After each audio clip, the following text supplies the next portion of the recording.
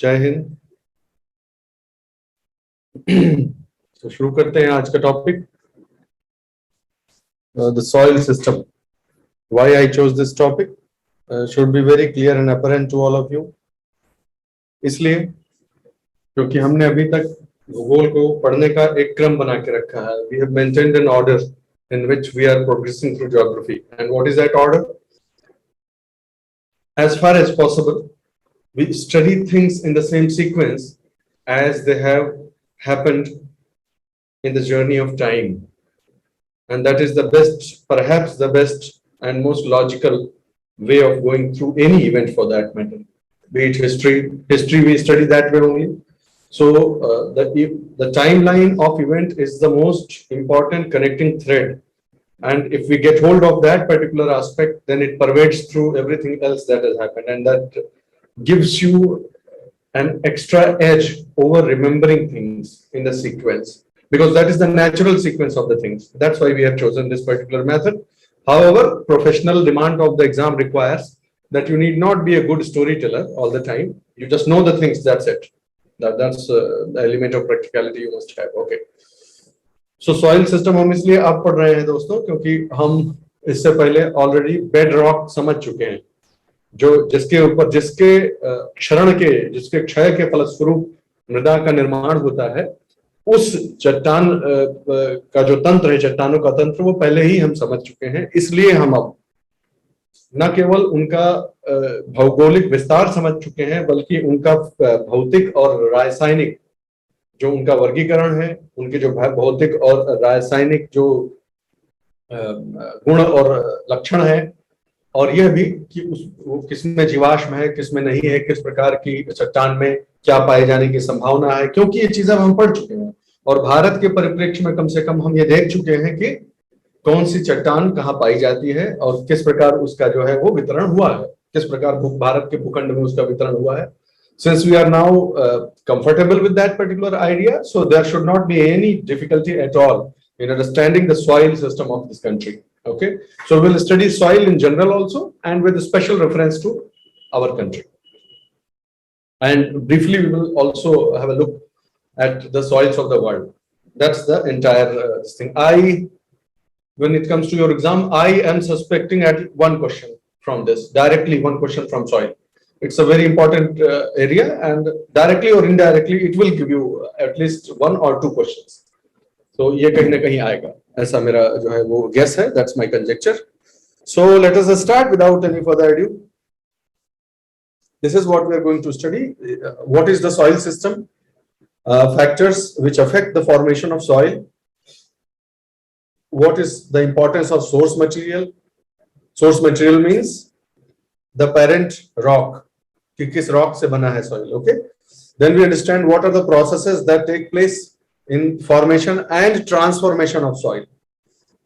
मिट्टी के बनने में और मिट्टी के स्वरूप को बदल देने में कौन कौन सी वो प्रक्रियाएं हैं जो काम आती हैं. और फिर हम सॉइल टाइप्स के बारे में पढ़ लेंगे, इंडिया और वर्ल्ड की. That should do good. और सबसे अच्छी बात यह है कि ये पूरा का पूरा डिस्कशन हम आज ही खत्म कर देंगे. तो आप ऐसा भी कह सकते हैं मेटाफोरिकली कि आज के ही एक घंटा, सवा घंटा, 1.5 घंटा कह लीजिए, 1.5 घंटे के सेशन से 1-2 सवाल मिल जाएगा. ऐसी मेरी उम्मीद है, ऐसी मेरी अभिलाषा भी कि ऐसा हो जाए तो अच्छा है. नेवरदलेस आपको ये सॉइल सिस्टम तो अच्छे से पता होना ही चाहिए, क्योंकि इसके एप्लीकेशंस बहुत हैं. पूरी एग्रीकल्चर ज्योग्राफी आप पढ़ेंगे, जब हम और आप पढ़ेंगे तो आपको पता लग जाएगा कि कितना इंपॉर्टेंट है. तो ये आपको छोड़ने वाला नहीं है, इसलिए इसको अच्छे से समझ लीजिएगा. ठीक है, ओके. तो जब सॉइल सिस्टम की बात की जाती है तो आपको सबसे पहले ही मैं कुछ चीजें बता देता हूं. ओके, कुल मिलाकर इस सॉइल सिस्टम को अगर हम और आप एक इकोसिस्टम की, जैसे एक सेल्फ कंटेन्ड साइकिल की तरह से समझे तो बहुत आसानी से हम समझ सकते हैं. तो कुल मिलाकर जैसे किसी भी सिस्टम के लिए होता है दोस्तों, किसी भी सिस्टम के लिए, वैसे इसमें कुछ इनपुट्स होते हैं, कुछ आउटपुट्स हो जाते हैं, कुछ चीजें आती हैं, कुछ सॉइल से चली जाती हैं और कुछ स्टोर्ड रह जाती हैं. बहुत धीरे धीरे हम लोग कंसेप्चुअली इसको समझने का प्रयास करते हैं. जैसे किसी भी सिस्टम के साथ होता है, कोई भी इकोसिस्टम हो, कुछ इनपुट होता है, कुछ उसका आउटपुट होता है, कुछ चीजें स्टोर हो या ट्रांसफॉर्म हो जाती है कि नहीं. तो इनपुट्स, आउटपुट्स, स्टोरेज, ट्रांसफर्स और ट्रांसफॉर्मेशन. ट्रांसफर स्थान का बदलाव, ट्रांसफॉर्मेशन, स्वरूप का बदलाव, प्रकृति का बदलाव हो जाए। तो कुल मिलाकर इतनी जो है वो कैटेगरीज में हम सॉइल सिस्टम को एज ए होल पढ़ और समझ सकते हैं। अब पहले ये बताओ कि आप लोगों को सब सुनाई पड़ रहा है कि नहीं, क्योंकि एकदम सन्नाटा है चैट बॉक्स में, तो it is not palpable as to whether you are able to hear me and see me. Okay, fine fine, good good. तो मैं कह रहा था आपसे कि जो है, एक मिनट इसको इधर ले जाता हूँ। तो हम समझ रहे हैं कि सॉइल सिस्टम जब शब्द बोलते हैं मृदा तंत्र, तो सॉइल सिस्टम से हमारा क्या अभिप्राय होता है, ठीक है, वो चीज हम समझने का प्रयास कर रहे हैं। और आप देख सकते हैं कि जैसे कि किसी भी सिस्टम के लिए होता है कुछ इनपुट्स, कुछ आउटपुट्स, कुछ स्टोरेजेस, कुछ ट्रांसफर्स और कुछ ट्रांसफॉर्मेशंस, ठीक है। ये कुल मिलाकर 5 प्रक्रियाएं सॉइल में चलती रहती हैं, ठीक है। अलग अलग तरह की सॉइल में इन प्रक्रियाओं की प्रभुता या उनका रिलेटिव डोमिनेंस जो है वो कम या ज्यादा हो सकता है, क्लाइमेट के हिसाब से, सॉइल कवर के हिसाब से, ठीक है, वो बदल सकता है। कुल मिलाकर ये 5 प्रक्रियाएं जनरली होती हैं सॉइल में, ठीक है। एग्जांपल दें, इनपुट की बात आएगी तो पानी बरसता है, मिट्टी पे गिरता है, बिल्कुल सही बात है, सही है, एकदम सही बात है। प्रेसिपिटेशन हो गया। एनर्जी, यस, एनर्जी जो है उसे प्राप्त होती है, एनर्जी का इनपुट होता है। ऑर्गेनिक और इनऑर्गेनिक चीजें जो आती रहती है, ऑर्गेनिक का मतलब क्या हुआ, कोई भी चीज जो जीवन से संबंधित, जो कभी जीवित रही हो, वो वैसे कुछ तत्व आते हैं। इनऑर्गेनिक चीजें आती हैं, बिल्कुल आती हैं। इन सॉइल में इनऑर्गेनिक चीजें कहां से आती हैं, इस सॉइल सिस्टम को इनऑर्गेनिक चीजें कहां से प्राप्त होती है?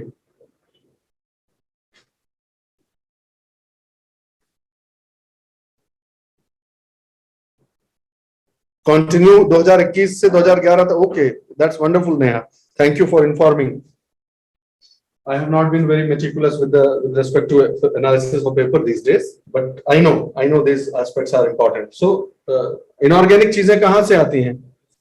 इनऑर्गेनिक, अकार्बनिक या अजैविक। नहीं समझ रहे हो, यानी बच्चियां समझ नहीं रहे हो, ऐसे समझो ना। जो एनर्जी कहां से आएगा रे? एनर्जी ऊपर से आएगा, प्रेसिपिटेशन, पानी ऊपर से आएगा, और जो जिंदा है वो यहीं कहीं होगा ना, तो जिंदा चीज यहां ऊपर से आके इसमें मिलता रहेगा। इनऑर्गेनिक चीज तो नीचे चट्टान से आएगा ना, समझे कि नहीं? जो मिनरल्स जो है, ये सॉइल बनती किससे है? सॉइल बनती ही इस चट्टान से है, पेरेंट रॉक से है। तो जो इनऑर्गेनिक कंटेंट है मेनली वो कहां से आता है? इनऑर्गेनिक कंटेंट बेडरॉक से आता है, पेरेंट जो मटेरियल है उससे आता है। और बाकी 3 चीज, तो इसीलिए देखो इनऑर्गेनिक जो है लिखा हुआ है यहाँ, और बाकी 3 चीज ऊपर लिखा हुआ है, तो ऊपर से आता है। समझ गए? क्लियर है चीज? बिल्कुल सही बात। डिग्रेडेशन या और जो भी डिसइंटीग्रेशन ऑफ रॉक से मिलता है, तो ये समझ गया। आउटपुट में क्या होगा भाई? सॉइल से कोई चीज रिमूव कब होगी, कैसे रिमूव होगी? या तो किसी का काम हो आ जाए, ठीक है, खाना, पैसा, ये सब चीज कैसे होता है, इसका क्या, इसकी उपयोगिता क्या होती है, इसकी नियति क्या होती है?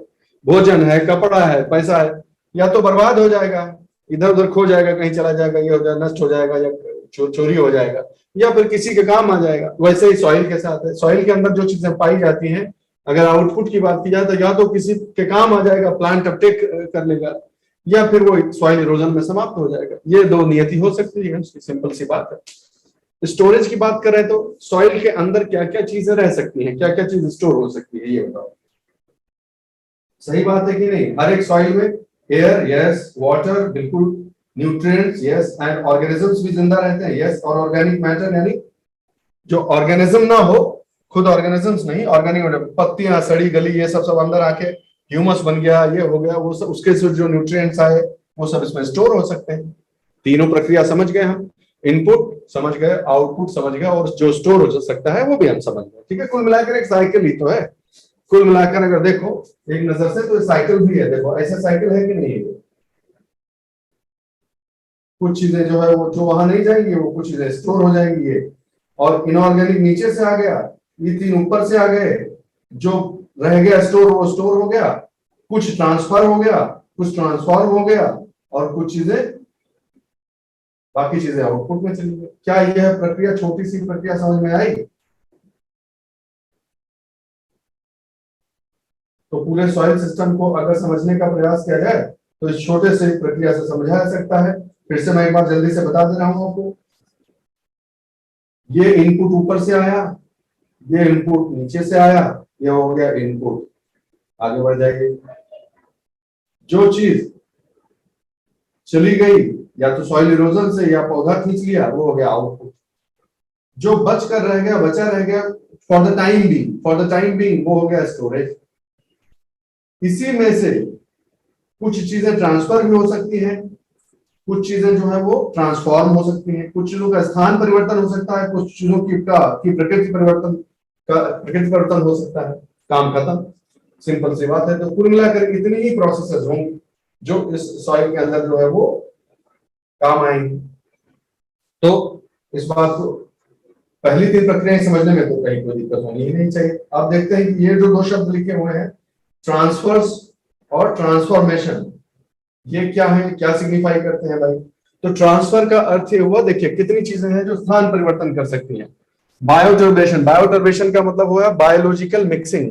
जो बायोलॉजिकल एजेंट्स हैं सॉइल में, उनकी वजह से सॉइल के डिफरेंट कंपोनेंट्स जो संघटक हैं, उनकी आपस में जो मिक्सिंग हो जाती है, दैट इज बायोटर्बेशन। ठीक है। लीचिंग क्या है? लीचिंग तो आप सब जानते ही हैं कि ऊपर से पानी बरसा और जो चीज उस पानी में घुल सकती है वो घुल गई और नीचे की तरफ चली आई, तो लीचिंग ऑब्वियसली हमेशा डाउनवर्ड होगी, लीचिंग हो गई, नीचे चला गया वो, यानी जिस लेयर में रहना था उससे नीचे वाली लेयर में चला गया। और तीसरा है ट्रांसलोकेशन। अगर ट्रांसफर ऐसे ऐसे हो तो ट्रांसलोकेशन हो गया, ऐसे हो गया तो कह लो लीचिंग हो गया। किसी कारण से किसी एजेंट के द्वारा या जल के पानी इसमें भर गया, पानी के अंदर ही अंदर हो गया, किसी भी कारण से, चाहे बायोलॉजिकल एजेंट की वजह से चाहे वाटर की वजह से, अगर थोड़ा बहुत स्थान परिवर्तन हो जाए इधर से उधर तो ट्रांसलोकेशन हो गया। ट्रांसलोकेशन भी किसी भी डायरेक्शन में हो सकता है, लेकिन जब वो पानी के द्वारा पानी में डिसॉल्व हो जाने की वजह से होता है तब लीचिंग कहलाता है। स्पेसिफिक प्रोसेस है, ये जनरल है, ये स्पेसिफिक प्रोसेस है। ट्रांसफॉर्मेशन क्या है? ये स्वरूप में और प्रकृति में अंतर आ जाए, वेदरिंग हो जाए। वेदरिंग तो हो ही रही है, रॉक्स की वेदरिंग हो रही है, सॉइल की अपनी वेदरिंग हो सकती है, सॉइल का इरोजन हो सकता है। पैरेंट अभी देखेंगे आप, जब सॉइल प्रोफाइल देखेंगे तो आपको पता चल जाएगा। दूसरी है डिकम्पोजिशन की प्रोसेस। ये तो आप समझते ही हैं कि कोई चीज जीवित यहां पर गिरेगी, अगर कोई जीवित चीज यहां पर गिरी तो फिर उसका जो यहां पर एक हमने लिखा हुआ था शब्द, ये देखिए ऑर्गेनिक। ये जो ऑर्गेनिक इनपुट के नाम पे हमने लिखा हुआ था ना ऑर्गेनिक, तो इसी पौधे की पत्ती मान लीजिए नीचे गिरी, ठीक है, ये फिर सड़ने गलने और अपने स्वरूप में परिवर्तन, केमिकल और बायोलॉजिकल नेचर इसका चेंज हो जाएगा और सड़ गल जाएगी, ह्यूमस बनके जो है इसका डिकम्पोजिशन हो जाएगा। तो ये जो डिकम्पोजिशन की बात हो रही है ये यही है डिकम्पोजिशन। और वो एनिमल्स, प्लांट्स, कुल मिलाकर सारा खेल यही है डिकम्पोजिशन का, है ना। हालांकि फिलोसफी क्लास नहीं है, लेकिन बायोलॉजिकल टर्म्स में समझिए आप इस चीज को कि अल्टीमेटली हम लोग क्या थे। हमारी जो उत्पत्ति है, आपकी हमारी एज एन इंडिविजुअल, हमारी उत्पत्ति कहां से है? जाइगोट से है कि नहीं है, ये बताओ। जाइगोट शब्द सुने हो? युग्मज, पता नहीं क्या बोलते हैं हिंदी में। जाइगोट से ही है, एक सेल फादर से, एक सेल मदर से, ये दोनों सेल के कॉम्बिनेशन से हमारी पहली सेल बनी। जो आज हम सब कुछ हैं, इतने लाखों सेल्स के बने हुए हैं, उसकी शुरुआत एक सेल से हुई है, ठीक बात है। तो जब हम एक ही सेल थे, शुरू में एक सेल ही थे, तो फिर इतना बड़ा हुए कैसे? इसके लिए इनपुट चाहिए ना। आप समझे हमारी बात? फिर से एग्जांपल देते हैं आपको। टोटल मान लीजिए हमारी मदर का जो वेट था, बॉडी वेट था, क्यों मैं इतना बढ़ा रहा हूं इस चीज को, लेकिन समझ लीजिए पर्सपेक्टिव आता है ठीक से एनालाइज करने का। हमारी मदर का बॉडी वेट मान लीजिए कितना रहा होगा जब हम जन्म लिए होंगे? 50 किलो, चलो ऑन एन एवरेज 50 किलोग्राम कह लीजिए, और फिर 50 मान लो हम हो गए आज 40 साल बाद, या लेकिन 50 किलोग्राम तो हम जब 18-20 साल के रहे होंगे तभी हो गए होंगे, है ना। तो उस 20 साल में 50 किलोग्राम एक्स्ट्रा वेट हो गया कि नहीं हो गया? मदर तो है ही है 50 किलो की, हम भी एक सेल से 50 किलोग्राम एक्स्ट्रा हो गए कि नहीं हो गए? तो वो 50 किलोग्राम कहां से आया भाई, ये पूछ रहे हैं।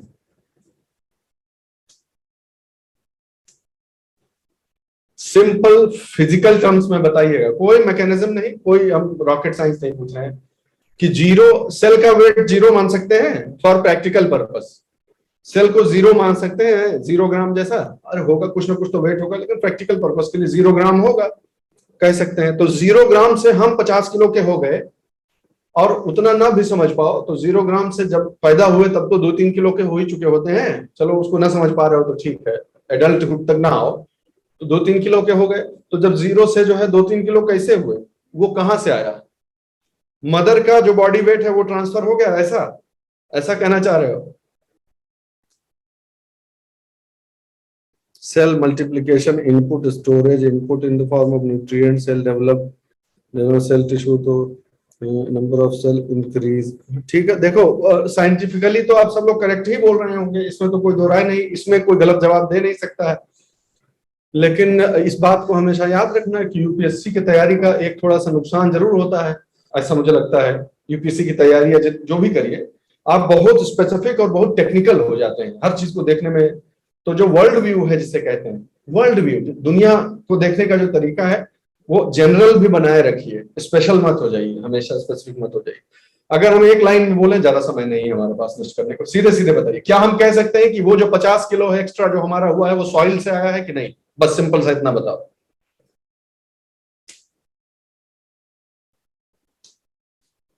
और कहीं से आता हो तो बताओ ना।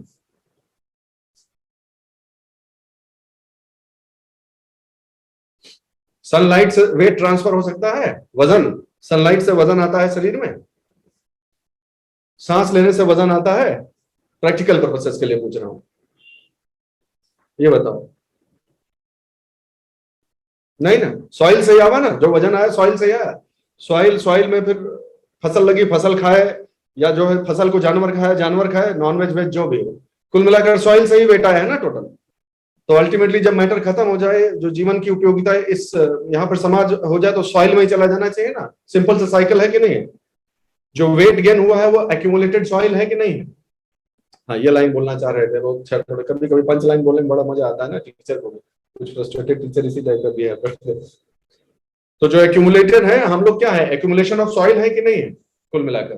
तो अगर ऐसा है तो जो हमारे बाप दादा जो पूर्वज कहते रहे थे कि मिट्टी से बना है, मिट्टी में मिल जाएगा, तो कुछ गलत बोल रहे थे क्या? उनको अगर ये साइंटिफिक इकोसिस्टम और ये रिसाइकलिंग नहीं मालूम थी तो सही बोल रहे थे, ठीक है वो। तो decomposition is as necessary as anything else, ठीक है। डिकम्पोजिशन से रिसाइकलिंग हो जाती है सभी की, ऑर्गेनिक इनऑर्गेनिक न्यूट्रिएंट्स जो है उनके, ऑर्गेनिक न्यूट्रिएंट्स ही ऑफकोर्स डिकम्पोज होते हैं क्योंकि वही कंपोज होते हैं। न्यूट्रिएंट की रिसाइकलिंग आप समझ ही रहे हैं, ये न्यूट्रिएंट की जो रिसाइकलिंग है वो इन दोनों के ही माध्यम से होती है, ठीक है। डिकम्पोजिशन से मेनली वही न्यूट्रिएंट जो है वो साइकिल, कोई भी चीज जो आपके शरीर में आती है वो फिर उसी हिसाब से चली जाती है। जैसे अक्सर बहस नहीं करता, न्यूट्रिएंट रिसाइकलिंग का सबसे बढ़िया इंपॉर्टेंट और जिसे कहते हैं ह्यूमरस फनी क्वेश्चन क्या है कि जैसे बहस करता है लोग कि जो है आप वेजिटेरियन हैं, आपके अंदर B12 की कमी होगी, तो इसलिए आपको जो है वो चिकन खाना चाहिए। ये सुने होंगे जरूर आर्गुमेंट। या जो है मटन खा लीजिए, मांस, मतलब मांस भक्षण कर लीजिए। हमको यहाँ पर आइडियोलॉजिकल बैटल नहीं करना चाहते हैं, लेकिन ये तो जरूर सुने होंगे कि नॉनवेज खाइएगा तो। और अगर अगला सवाल उनसे पूछ लिया जाए कि जो बकरी को खाने को बोल रहे हो, वो बकरी में कहां से आता है B12, तो हम ये नहीं कह रहे हैं कि इसका जवाब नहीं होगा, लेकिन हम कह रहे हैं कि आधा आर्गुमेंट खत्म हो जाता है यहाँ पर कि हमको बोल रहे हो कि B12 तब आएगा जब बकरी खाएंगे, तो बकरियों में कहां से आया B12? वो भी बकरी खाती है क्या? वो तो वही खा रहे हैं ना, वेजिटेरियन। तो सोचने के लिए खाली पॉइंट दे रहे हैं, आगे समझ जाएंगे। तो ये आप समझ गए, इसमें तो बहुत ज्यादा समय नष्ट नहीं करना है, आगे बढ़ना। तो अगर पूछा जाए तो क्या फैक्टर्स हैं जो सॉइल के फॉर्मेशन को और उसके ट्रांसफॉर्मेशन वगैरह को अफेक्ट करते हैं? तो फैक्टर्स में सबसे ऑब्वियसली सबसे उसी तरह हम चलेंगे जैसे हम समय का पीछा करते हैं ना हमेशा, वैसे अभी भी करेंगे। तो पेरेंट मटेरियल सबसे पहले होता है, वो निर्धारित करता है कि उसके ऊपर किस तरह की सॉइल बनेगी, बिल्कुल सही बात है। उसके बाद उस पेरेंट मटेरियल पर क्लाइमेट अपना काम करता है, ठीक है। आप जानते हैं कि नहीं इस बात को कि अल्टीमेटली जो रॉक का डिसइंटीग्रेशन है सॉइल में, वो जो हमें आपको नॉर्मली दिखता है वो हवा और पानी, यही दो फैक्टर्स हम जनरली देखते हैं कि नहीं। हम लोग हमेशा जब भी बोलेंगे कि रॉक से सॉइल कैसे बन गई, तो इंट्यूटिवली हमारे जहन में दो बातें आएंगी। नंबर एक कि सर वाटर इरोजन से, और एयर विंड इरोजन से। विंड इरोजन, वाटर इरोजन, ठीक है, दो फैक्टर्स काम आते हैं, दो एजेंट्स का नाम आता है दिमाग में। तीसरा जो सबसे महत्वपूर्ण एजेंट है वो अक्सर हम भूल जाते हैं, और वो है टेम्परेचर। टेम्परेचर बहुत इंपॉर्टेंट चीज है। डे टाइम में, गर्मी में जो है रॉक्स, सारी के सारी रॉक्स जो है वो एक्सपैंड करती हैं और फिर सिकुड़ती हैं नाइट टाइम में या लो टेम्परेचर टाइम पे। तो ये एक्सपेंशन और कॉन्ट्रैक्शन जो है वो क्रैक कर देता है, उन्हें डिसइंटीग्रेट कर देता है धीरे धीरे। ये सब चीज आपको, क्रैक्स डेवलप हो जाते हैं उनमें, ये सब बातें आपको जाननी चाहिए। तो क्लाइमेट का अपना महत्व और उसमें सब आ गया, हवा, पानी, टेम्परेचर, इसका वेरिएशन सब कुछ आ गया। अगली चीज ऑर्गेनिज्म, बिल्कुल सही बात है। ऑर्गेनिज्म भी सॉइल के फॉर्मेशन को अफेक्ट करते हैं। एग्जाम्पल के तौर पर ले लीजिए कि कोई चट्टान है, चट्टान पे, या उस समय का की कहानी ले लीजिए जब हम जियोलॉजिकल टाइम स्केल पढ़ रहे थे, तो जब कोई जीवन नहीं था धरती पर, जो लैंड मास है उस पर कोई लाइफ नहीं थी, सारी लाइफ जो ओशन में थी। फिर धीरे धीरे कैसे कैसे हुआ कि यहाँ पर जो है वो सॉइल डेवलप हो गई। तो सॉइल डेवलप होने के लिए क्या हुआ, पहले यूनिसेलुलर ऑर्गेनिज्म ने कॉलोनाइज किया, उनके बायोलॉजिकल जो उनका जो मेटाबॉलिज्म है उसके फलस्वरूप बहुत सारे एसिड्स, बहुत सारे जो है वो केमिकल्स निकले। उन केमिकल्स ने फिर रॉक्स के सरफेस पे जो है वो अपना जो है एक्शन किया, और उसकी वजह से तो ऑर्गेनिजम्स बहुत इंपॉर्टेंट होते हैं सॉइल के फॉर्मेशन के लिए। सबसे आसान उदाहरण इसका आप जानते हैं वो क्या है, केचुआ, जो आंख से देखते हैं, अर्थवर्म जिसको बोलते हैं, ठीक है, वो अपनी भूमिका निभाता है सॉइल में, है कि नहीं है। पौधों की जड़ें, आपने देखा होगा कि हमेशा बचपन से एक ना एक बार ये सामना हो ही जाता है कि फलानी बिल्डिंग में जो है वो पीपल के पौधे ने अपनी जड़ें जो है डाल दी हैं, और चट्टानों को भी भेद दे, ऐसी पीपल की जड़ें होती है कहा जाता है। तो ये सब क्या है, बायोलॉजिकल एजेंट्स हैं जो रॉक स्ट्रक्चर पे काम करके उसे डिसइंटीग्रेट करने का काम करते हैं। ऑलराइट, तो ऑर्गेनिज्म हो गया। Relief, very important. Relief, relief का अर्थ क्या हुआ, जो भी लैंड मास हम देख रहे हैं, जो भी टुकड़ा देख रहे हैं, उसकी ऊंचाई, नीचाई, स्लोप, झुकाव, गहरापन, ऊंचापन, इसको रिलीफ फीचर्स कहा जाता है। कितना खड़ा है, कितना ढाल है, ठीक है, ये रिलीफ है। ऑब्वियसली ये भी इस बात को डिसाइड करता है कि वहां पर किस तरह की सॉइल बनेगी।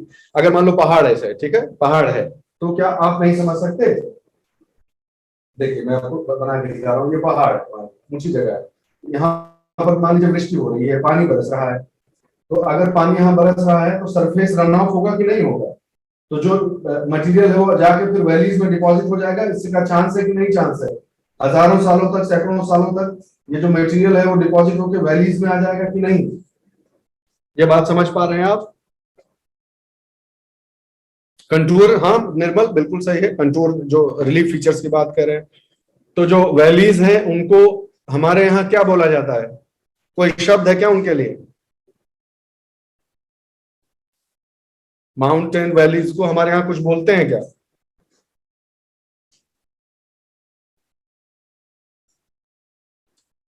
दिल्ली से, चलो अब कूटे जाइए हो निर्मल, तुम अच्छे से, अब दोनों लोग कूटे जाओगे, अभिनव और निर्मल दोनों जने। दिल्ली से जब जाओगे, प्रयागराज या दिल्ली से कहीं से भी जाओगे जब मसूरी में ट्रेनिंग करने के लिए, तो बीच में क्या आएगा, कौन सा शहर आएगा, चलो कुछ दिमाग का बत्ती जला, प्लेसर डिपॉजिट बोल रहा है, दून नहीं बोलते हैं, दून, दून्स क्या होती हैं, आप सबको याद आ गया, चिरकुट कहीं के। अरे भाई ये सब छोटा छोटा चीज भूला ना करो। तो ये जो एग्जांपल अभी अभी दिए आपको, इससे क्या आप समझ सकते हैं कि लोग क्यों दून में बसे होंगे, काहे देहरादून देहरादून हो गया। क्या आप समझ सकते हैं कि यहाँ पर फर्टिलिटी कितनी ज्यादा रही होगी, फसल की जो है फर्टाइल रही होगी सॉइल फसल के लिए, तो वहीं तो सेटलमेंट होगा। आप देखिए, अगर जब से एग्रीकल्चर जो है मेन स्टे बना है, एग्रीकल्चर जब से मेन स्टे बना है, वहां से शुरू करिए गिनती, और जब से मॉडर्न हम हो गए हैं टेक्नोलॉजिकली इंडस्ट्रियल रिवोल्यूशन के पहले तक के बीच का अगर सफर आप देखिए, तो क्या आप एक single dominant factor for urban और ह्यूमन सेटलमेंट, क्या वो सॉइल फर्टिलिटी है कि नहीं है, ये बताओ। वाटर की अवेलेबिलिटी और सॉइल की फर्टिलिटी, ये दोनों चीज डोमिनेंट फैक्टर्स रहे हैं कि नहीं ह्यूमन सेटलमेंट के लिए, कि कहाँ इंसान घर बनाएगा। तो गंगा के मैदान में सबसे ज्यादा पॉपुलेशन डेंसिटी क्यों है, आप समझ सकते हो। उत्तर प्रदेश में 30 करोड़ लोग रहते हैं, इनके प्रदेश में तो इतनी पॉपुलेशन है, अरे वो नेचुरल। हाँ, उसमें अभी बहस में नहीं जाना है कि हम कंट्रोल कर सकते थे और ये सब, लेकिन जो डेंसिटी ऑफ पॉपुलेशन है, not population as such, density of settlement है, वो ऑब्वियसली ऐसी जगहों पे हमेशा से ज्यादा रहती है जहां पर फर्टाइल सॉइल हो, और पानी की अवेलेबिलिटी और सॉइल फर्टिलिटी दोनों हो जाए तो क्या पूछना, बहुत ही अच्छा, और दैट इज द फैक्टर। तो दून में क्या होगा, दून में वही दोनों फैक्टर यहां भी काम करेंगे कि नहीं करेंगे? अंडरस्टूड? नदियां भी मिल जाएंगी अच्छी, और जो है सॉइल की फर्टिलिटी भी हो जाएगी। अगली बात, time, very important factor. Of course time सबसे महत्वपूर्ण चीज है ही। हमारे मन में अक्सर ऐसा आता था कि जब सोचते थे फिलोसॉफिकल थॉट को सोचिए, तो हमेशा से हम बचपन से सुनते आए हैं कि वक्त बीत जाता है, और हम जो है बहुत मैच्योर नहीं थे, समझदार अब भी नहीं है खैर वो तो, लेकिन तब भी एक चीज ये फिलोसॉफिकली हमको बहुत कॉन्ट्रडिक्टरी लगती थी। हमको लगता था कि वक्त नहीं बीतता है, आदमी बीत जाता है वक्त के सामने। तो time is an important element. Okay, why I say that?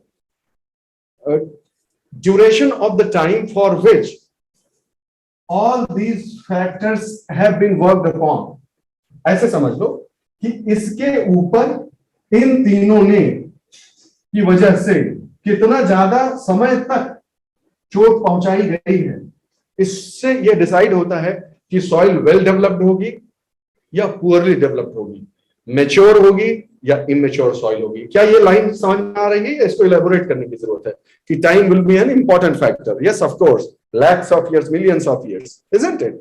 कि जितने ज्यादा समय तक उस पर काम हो पावे, जितने ज्यादा समय तक जो है क्षरण की प्रक्रिया हो, डिकम्पोजिशन, डिसइंटीग्रेशन एंड रिसाइक्लिंग, ये सब होता रहेगा, सॉइल की प्रोफाइल जो है वो डेवलप होती जाएगी उस हिसाब से।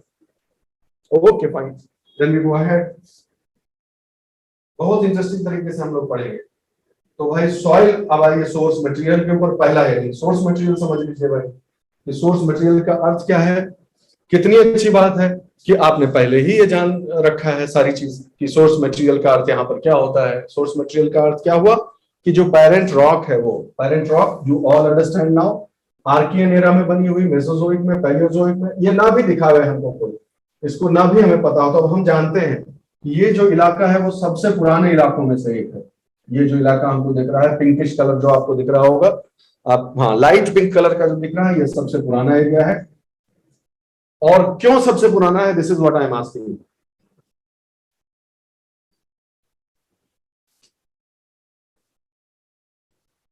क्योंकि रमाकांत बिल्कुल सही, ये बेड रॉक है, यही तो प्राइमरी रॉक्स हैं एक तरह से, इनके ही अंदर ये जिनसे बने हैं वो प्राइमरी रॉक्स थे।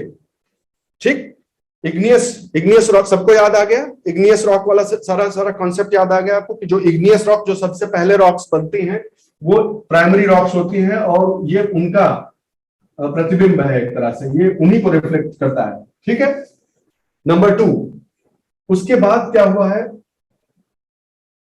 ये भी ऐसे ही रहा होगा क्या? ये बात कह सकते हैं हम लूजली अंडरस्टैंड करने, खाली समझने के लिए। अगर यहां पर ज्वालामुखी वाली प्रक्रिया न होती तो शायद ये भी ऐसा ही होता क्या? ऐसा कुछ बोल दें हम? कोई ऑब्जेक्शन तो नहीं बहुत स्ट्रांग आपको? क्लियर है? ओके। लेकिन क्योंकि यहाँ पर वोल्केनिज्म हो गया और इसलिए जो लावा है वो फैल गया इधर उधर, सारा बहुत सारा थिकनेस का लावा जो है वो फैल गया, और लावा क्योंकि फैल गया इसलिए एक तरह से ये इसके ऊपर फैल गया, ऐसा समझ सकते हैं? ये भी समझ सकते हैं। तो तीसरा पॉइंट भी फिर इट गोज विदाउट सेइंग, कहने की जरूरत नहीं है कि ऑब्वियसली, तो फिर जो ये वाला एरिया है, इसी के चारों तरफ ये वाला एरिया चलेगा। ये पिंक वाला एरिया ग्रीन वाले एरिया को घेरे हुए जैसा है। क्या ये बात समझ में आती? बिल्कुल समझ में आती है। This is also very clear, so we can understand that. Next चीज मैं आपसे बोलता हूं कि ये क्या है भाई, और ये बताते समय, हाँ नहीं, मैं सवाल से ही डिराइव करता हूं, मैं आपको फैक्ट्स को बताऊं। तो ये बताओ कि ये इसकी एज में और इसकी एज में अंतर क्यों है, ये हम जानना चाहते हैं।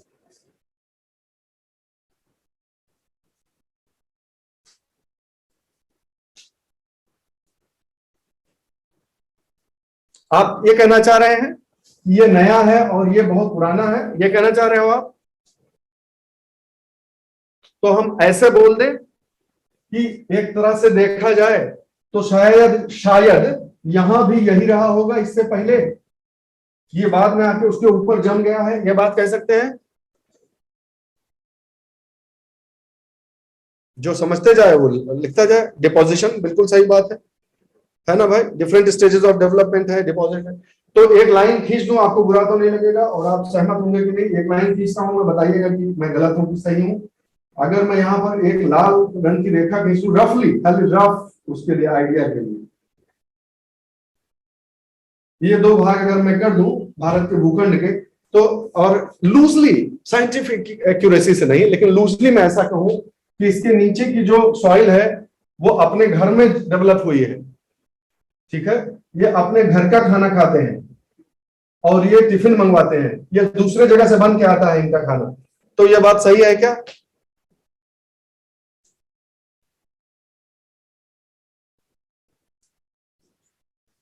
तो इसके साथ साथ इसको एक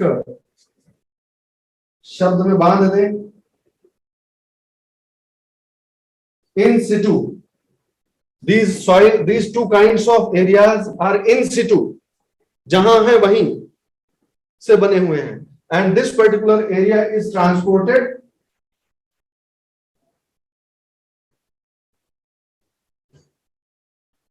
क्या ये बात कही जा सकती है कि ये ट्रांसपोर्टेड सॉइल है, और ये जो एरिया है इसको भी कह लीजिए, ये जो एरिया है वो क्या है, वो इन सिटू है। ये बात ठीक समझ में आ रही है?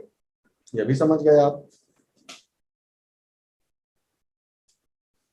तो फिर अगले सवाल का भी जवाब दे दीजिए। अब तो सब समझ गए आप, तो लोग तो चैंपियन लोग हैं, कुछ बोलने की जरूरत ही नहीं ज्यादा, एकदम खतरनाक गर्दा उड़ा है। तो फिर अगली बात का जवाब दे दीजिए मेरे भाई, कि ये तीनों किस किस तरह की रॉक्स से बने हुए हैं, बस उसी सीक्वेंस में बता दीजिए आप चैट बॉक्स में, नीचे से ऊपर की तरफ ये किस तरह की रॉक से बना हुआ है। यहां पर अगर सॉइल बनेगी तो कौन सी रॉक कहलाएगी पेरेंट, ये कौन सी पेरेंट कहलाएगी, और इसका पेरेंट क्या कहलाएगा, तीनों उसी सीक्वेंस में बता दीजिए नीचे से ऊपर।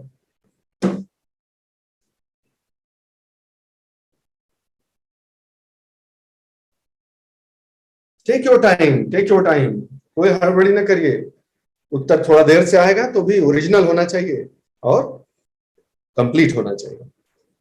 बता दीजिए भाई, आप मेरा प्रश्न समझ गए होंगे कि इसी क्रम में बता दीजिए कि यहाँ कोई सॉइल डेवलप होगी, उसका पेरेंट, उसका जो है वो जनक कौन, वहां का जनक या जननी कौन, और इसकी जनक या जननी कौन, तीनों को उसी सीक्वेंस में लिख दीजिए चैट बॉक्स में।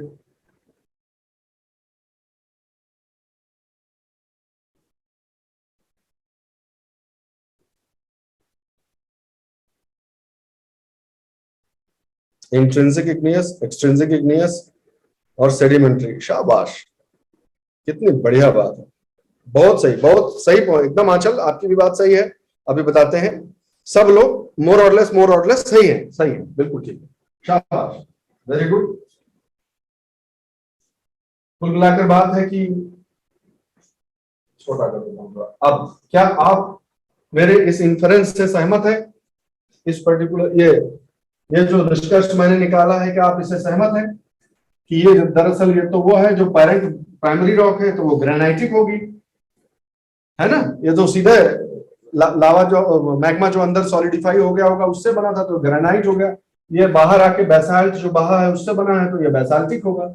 और ये इसका सोर्स क्या है, ये तो नदियों के द्वारा बहा बहा के लाए गए हैं। और हिमालय बना किससे है, जो सेडिमेंट्री रॉक्स है उन्हीं का मेटामॉर्फिज्म हुआ है ना, समझे कि नहीं, प्रेशर डायनामिक फोर्सेस की वजह से, इतना तो समझ ही गए होगे, तो कितना पढ़ चुके हो। तो कुल मिलाकर कह सकते हैं कि बात सही है कि नहीं है? चलो गजब, शाबाश, अगर ये समझ गए तो बहुत अच्छी बात है। तो अब वैसे ही गेस कर दोगे क्या, बिना कुछ आगे बढ़े गेस कर दोगे कि इससे कौन सा चीज बनेगा रे, ग्रेनाइट अगर बेड रॉक है तो उसके ऊपर किस कलर का सॉइल बनेगा, हल्का की गाढ़ा? चलो अभी आगे आगे गेस मत करो, लॉजिक से डिराइव करते जाओ। यहां पे सॉइल बनेगी तो कैसी बनेगी, ग्रेनाइट और बेसाल्ट के कलर में क्या डिफरेंस होता है, कोई बता सकता है?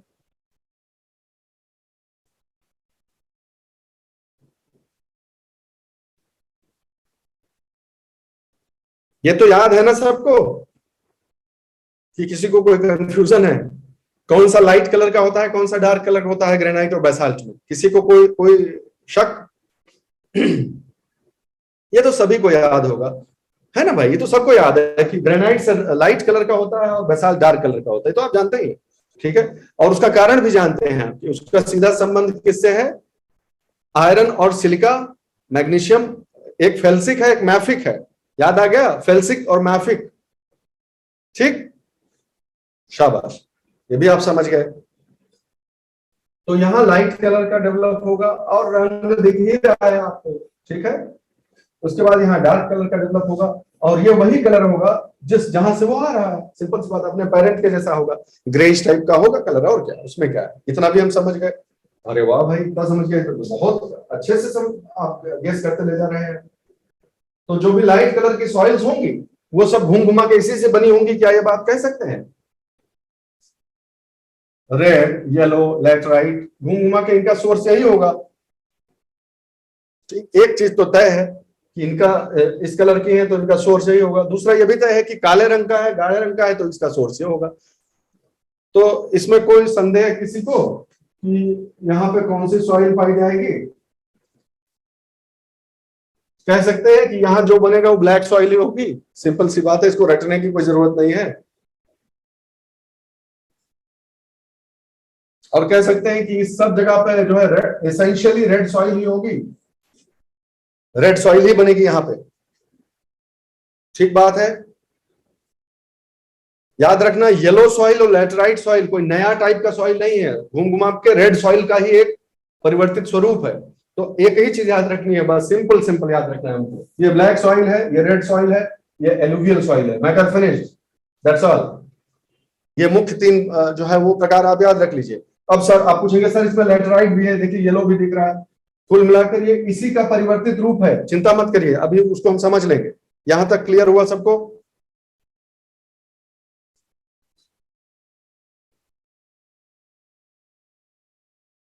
अब थोड़ी देर के लिए होल्ड कर दीजिए कि इंडिया में कौन चीज कहां पाई जाती है। पहले जनरली सॉइल को समझ लीजिए कि सॉइल के बारे में सवाल यहां से, ये फेवरेट एरिया हो सकता है लोगों का, फंसा सकते हैं आपको इसमें, इसलिए ठीक से समझ लीजिए। देखिए, सॉइल को अगर क्रॉस सेक्शन काट दिया जाए गहरा, तो अगर वो एक वेल डेवलप्ड मेच्योर सॉइल है तो कुछ इस प्रकार से अलग अलग लेयर्स दिखाई पड़नी चाहिए।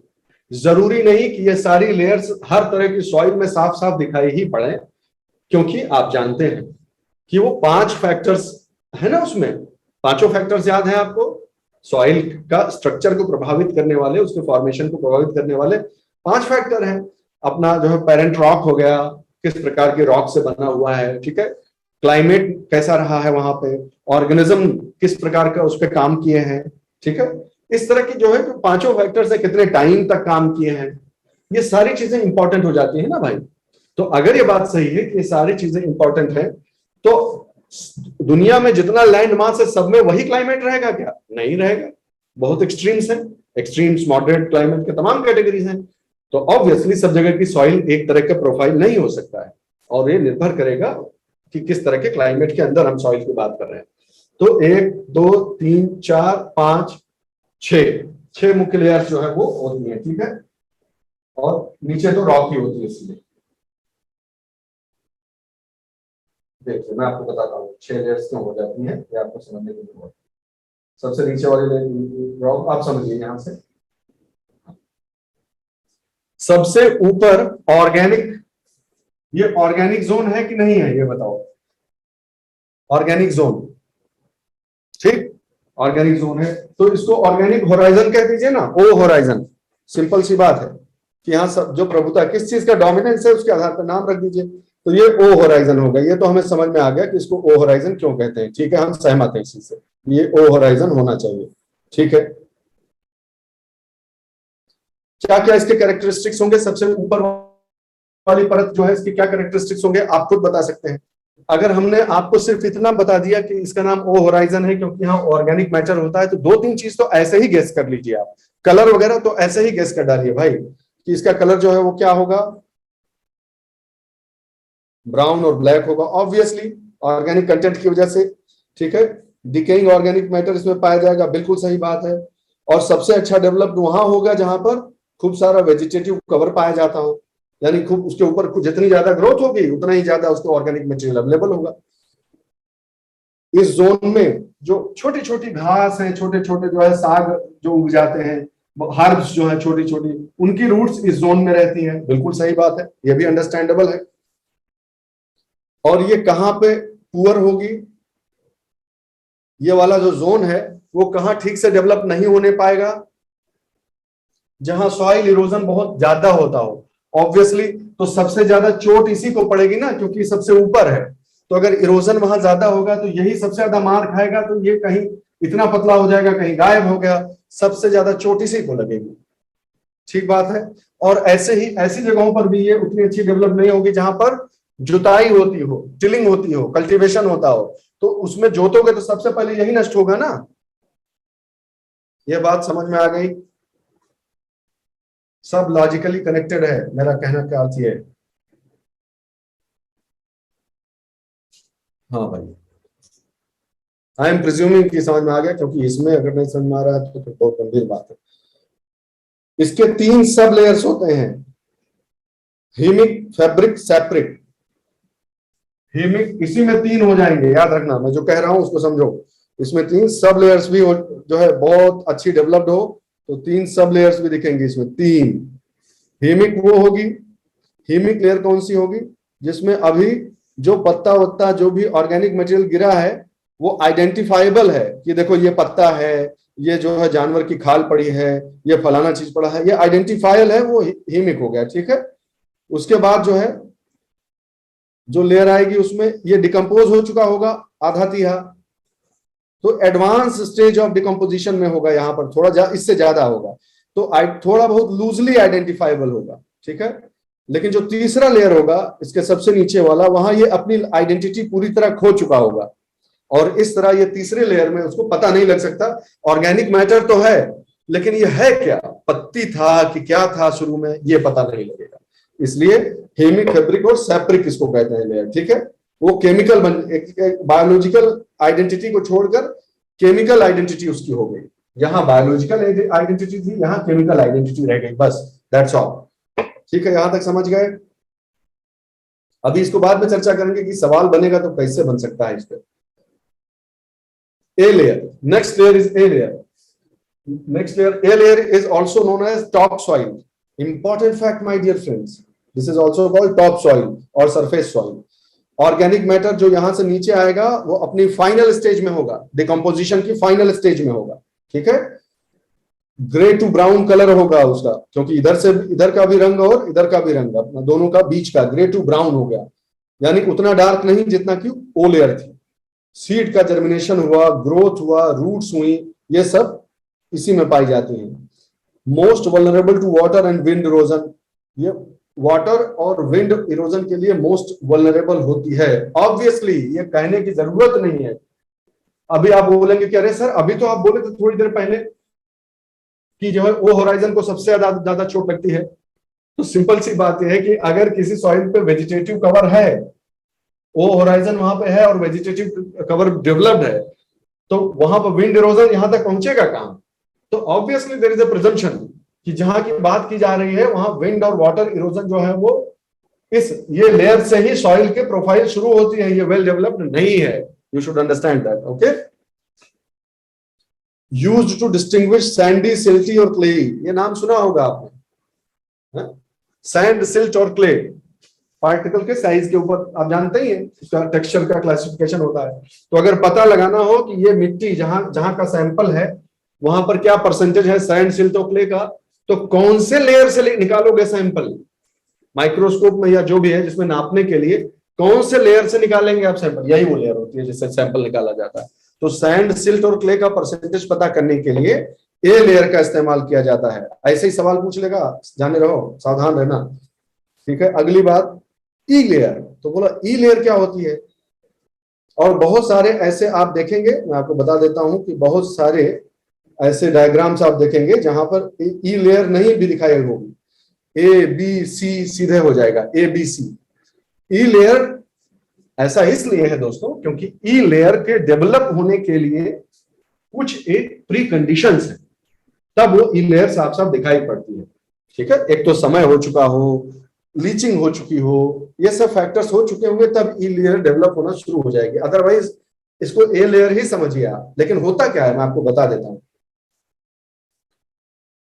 यहां से अगर पानी का ये अच्छे से ड्रेन होने वाली सॉइल है, जहां पे पानी गिरता है, ड्रेन का मतलब सॉरी ऐसे कहना चाहिए, अच्छे से परकोलेट होने वाली सॉइल है।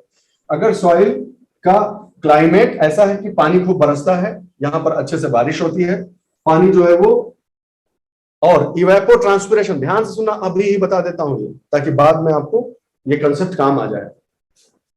सॉइल में किस लेयर में क्या जमा हुआ होगा, सॉइल की कौन सी लेयर में किस हाइट पे कौन से सॉल्ट्स आकर जमा होंगे, ये किस बात पर निर्भर करता है मैं आपको बता देता हूं अभी। ऑब्वियसली सॉइल के अपने टेक्सचर पे तो डिपेंड करता ही है कि कैपिलैरिटी कैसी है, पानी कितना आसानी से ऊपर या नीचे जा सकता, ये सब तो है, सॉइल की अपनी प्रॉपर्टीज पे डिपेंड करता है। Yes, that is true. There is one important factor that is important and that is the relative balance between precipitation and evapotranspiration. Do you follow what I am saying? I am saying कि अगर climate ऐसा है जहां पर जितना पानी बरसता नहीं है उससे ज्यादा उड़ जाता है, इतनी गर्मी है, तो फिर जो नेट इफेक्ट होगा वो ऊपर की तरफ होगा कि नहीं होगा? ये बात समझे कि नहीं? ये इंपॉर्टेंट है, इसलिए मैं वेट करूंगा आपके रिस्पॉन्स का। ओवरऑल एनुअल रेनफॉल आप ले लीजिए पूरे साल में, पूरे साल में अगर जब बारिश का समय हो और फिर गर्मी हो, नेट इफेक्ट अगर ये है दोस्तों कि जो है नेट इफेक्ट ऊपर की तरफ है, यानी जो इवेपो ट्रांसपिरेशन है, और ट्रांसपिरेशन मतलब सॉइल से जो पानी जा रहा है वो तो जा ही रहा है, पेड़ पौधे भी जो पानी खींच के जो है इवेपोरेट कर दे रहे हैं, इवेपो ट्रांसपिरेशन कर दे रहे हैं। तो ओवरऑल जो इवेपो ट्रांसपिरेशन है अगर वो ज्यादा है किससे, प्रेसिपिटेशन से, तो नेट इफेक्ट इधर को बनेगा।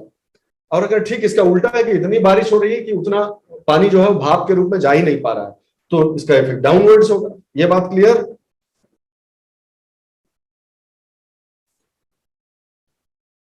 फिर से कह देता हूं, अनिल ध्यान से सुनना, हम ये कह रहे हैं कि मान लो चेरापूंजी इलाके में है, चेरापूंजी इलाके में है और वह इतना पानी बरस रहा है कि उतने दिन सनलाइट पड़े, सब कुछ हो जाए, क्लाइमेट इतना है ही नहीं, क्लाइमेट में गर्मी कि उतने पानी को जो है वो कर सके, वापस भेज सके एटमॉस्फेयर में।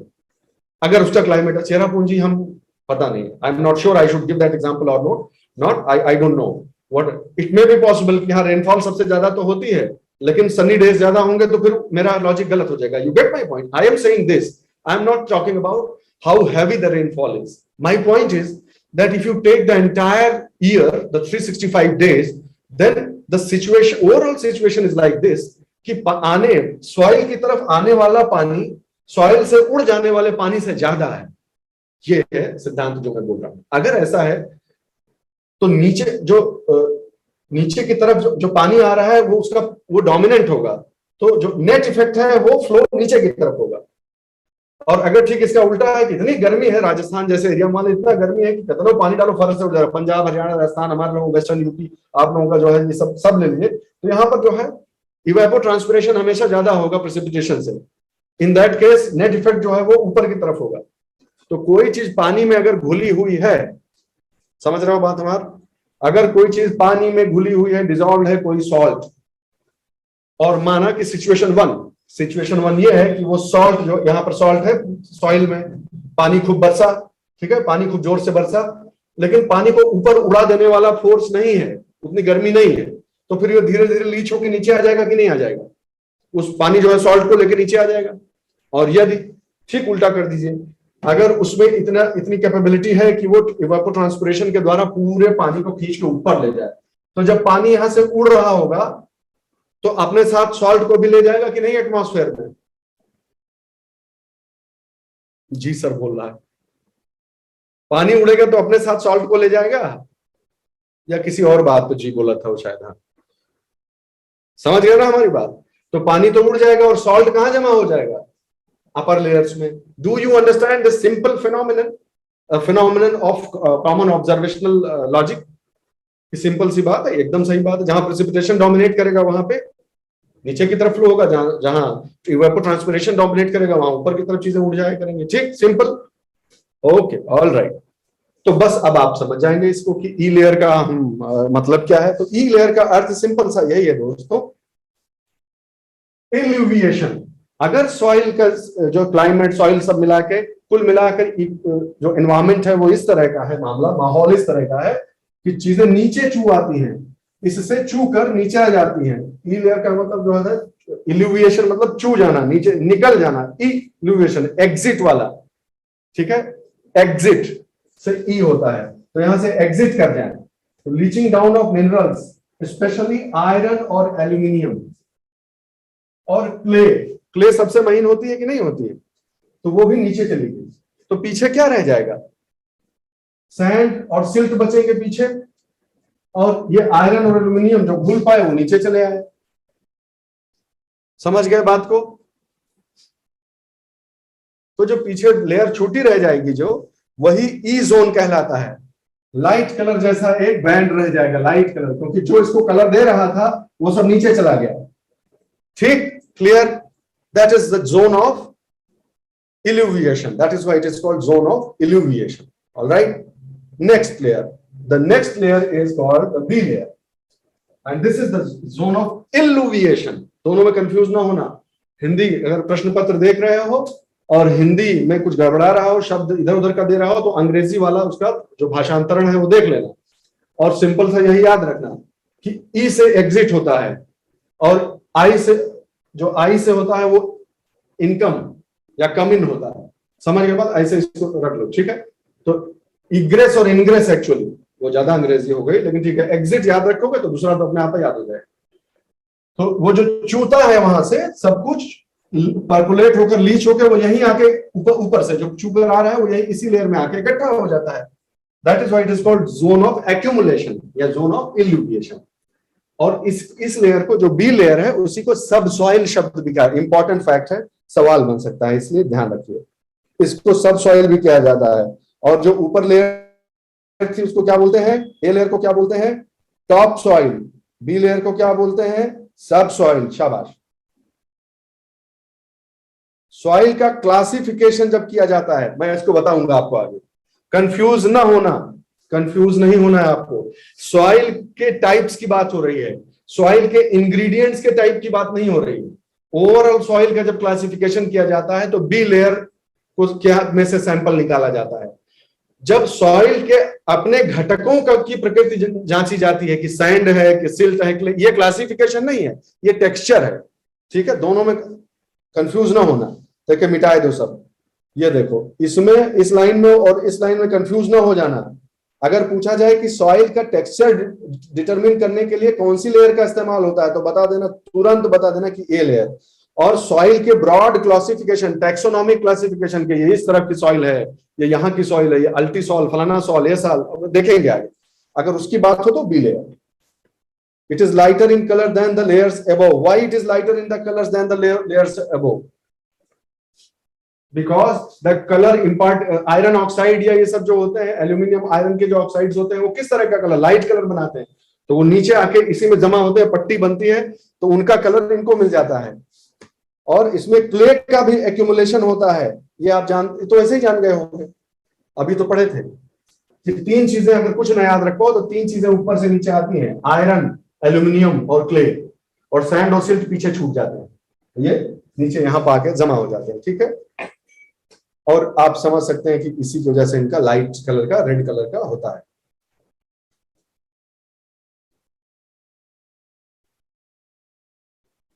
क्लियर? यहां तक कोई दिक्कत? शाबाश। अब बचा सी लेयर। सी लेयर क्या होती है? दरअसल इसका बहुत ज्यादा दिमाग लगाने वाला रह ही नहीं गया।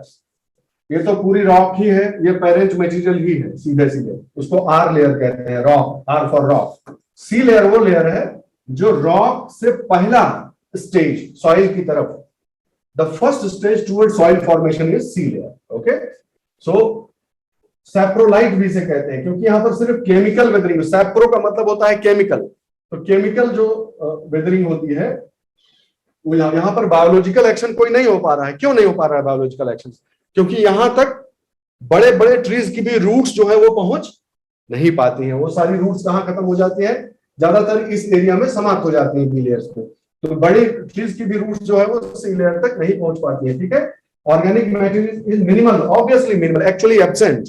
यहां ऑर्गेनिक मटेरियल कहां से होगा? यहां सिर्फ केमिकल डिसइंटीग्रेशन होता है पेरेंट रॉक का। Is the soil profile clear to you?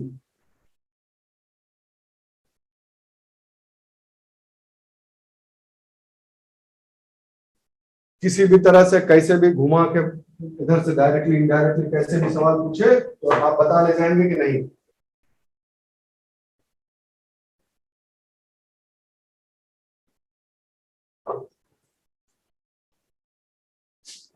चलो उम्मीद करते हैं कि बता ले जाएंगे। नेक्स्ट,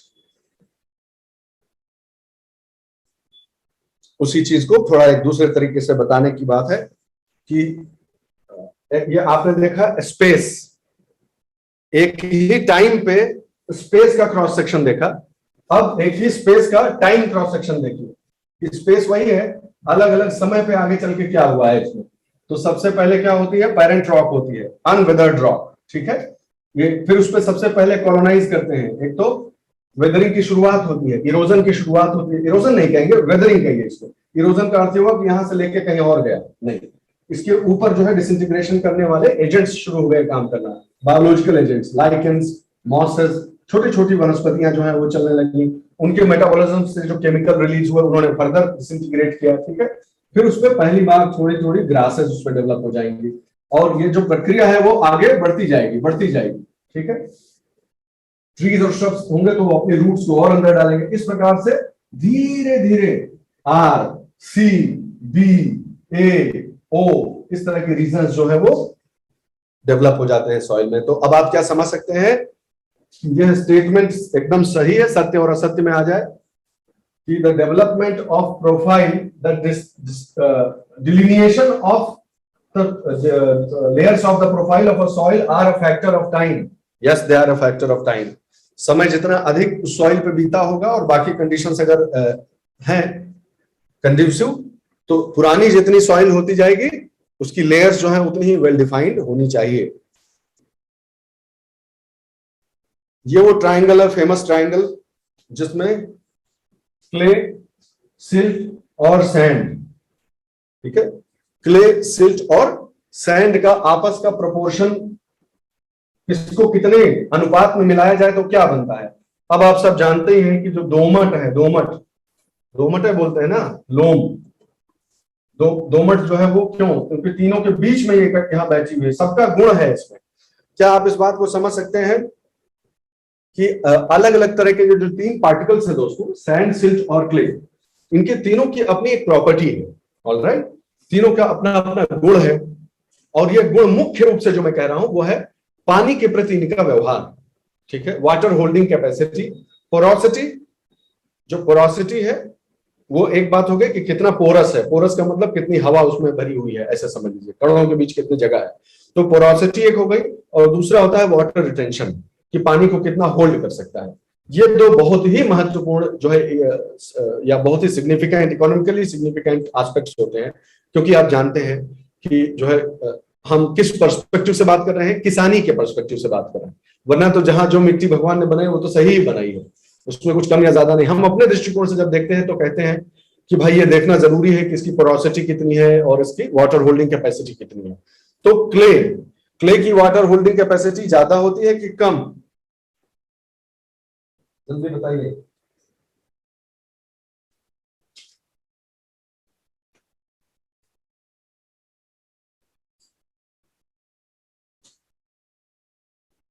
क्यों होती है क्ले की जो वाटर होल्डिंग कैपेसिटी है वो ज्यादा क्यों होती है भाई?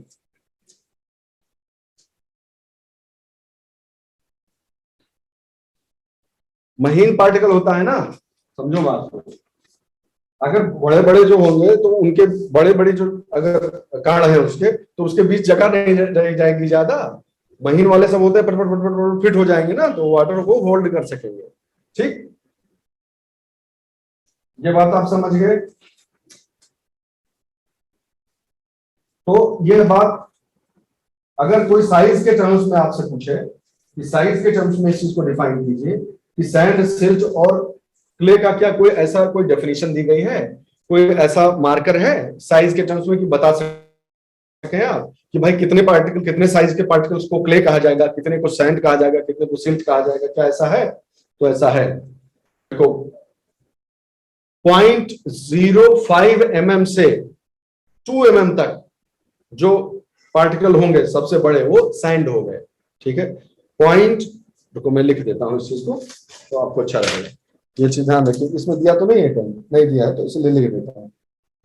और इसको आप क्रॉस चेक कर लीजिएगा, जो मुझे भी याद आ रहा है मैं उसके हिसाब से लिख रहा हूं।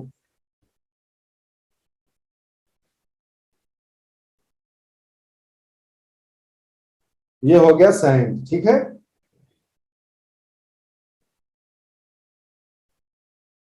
और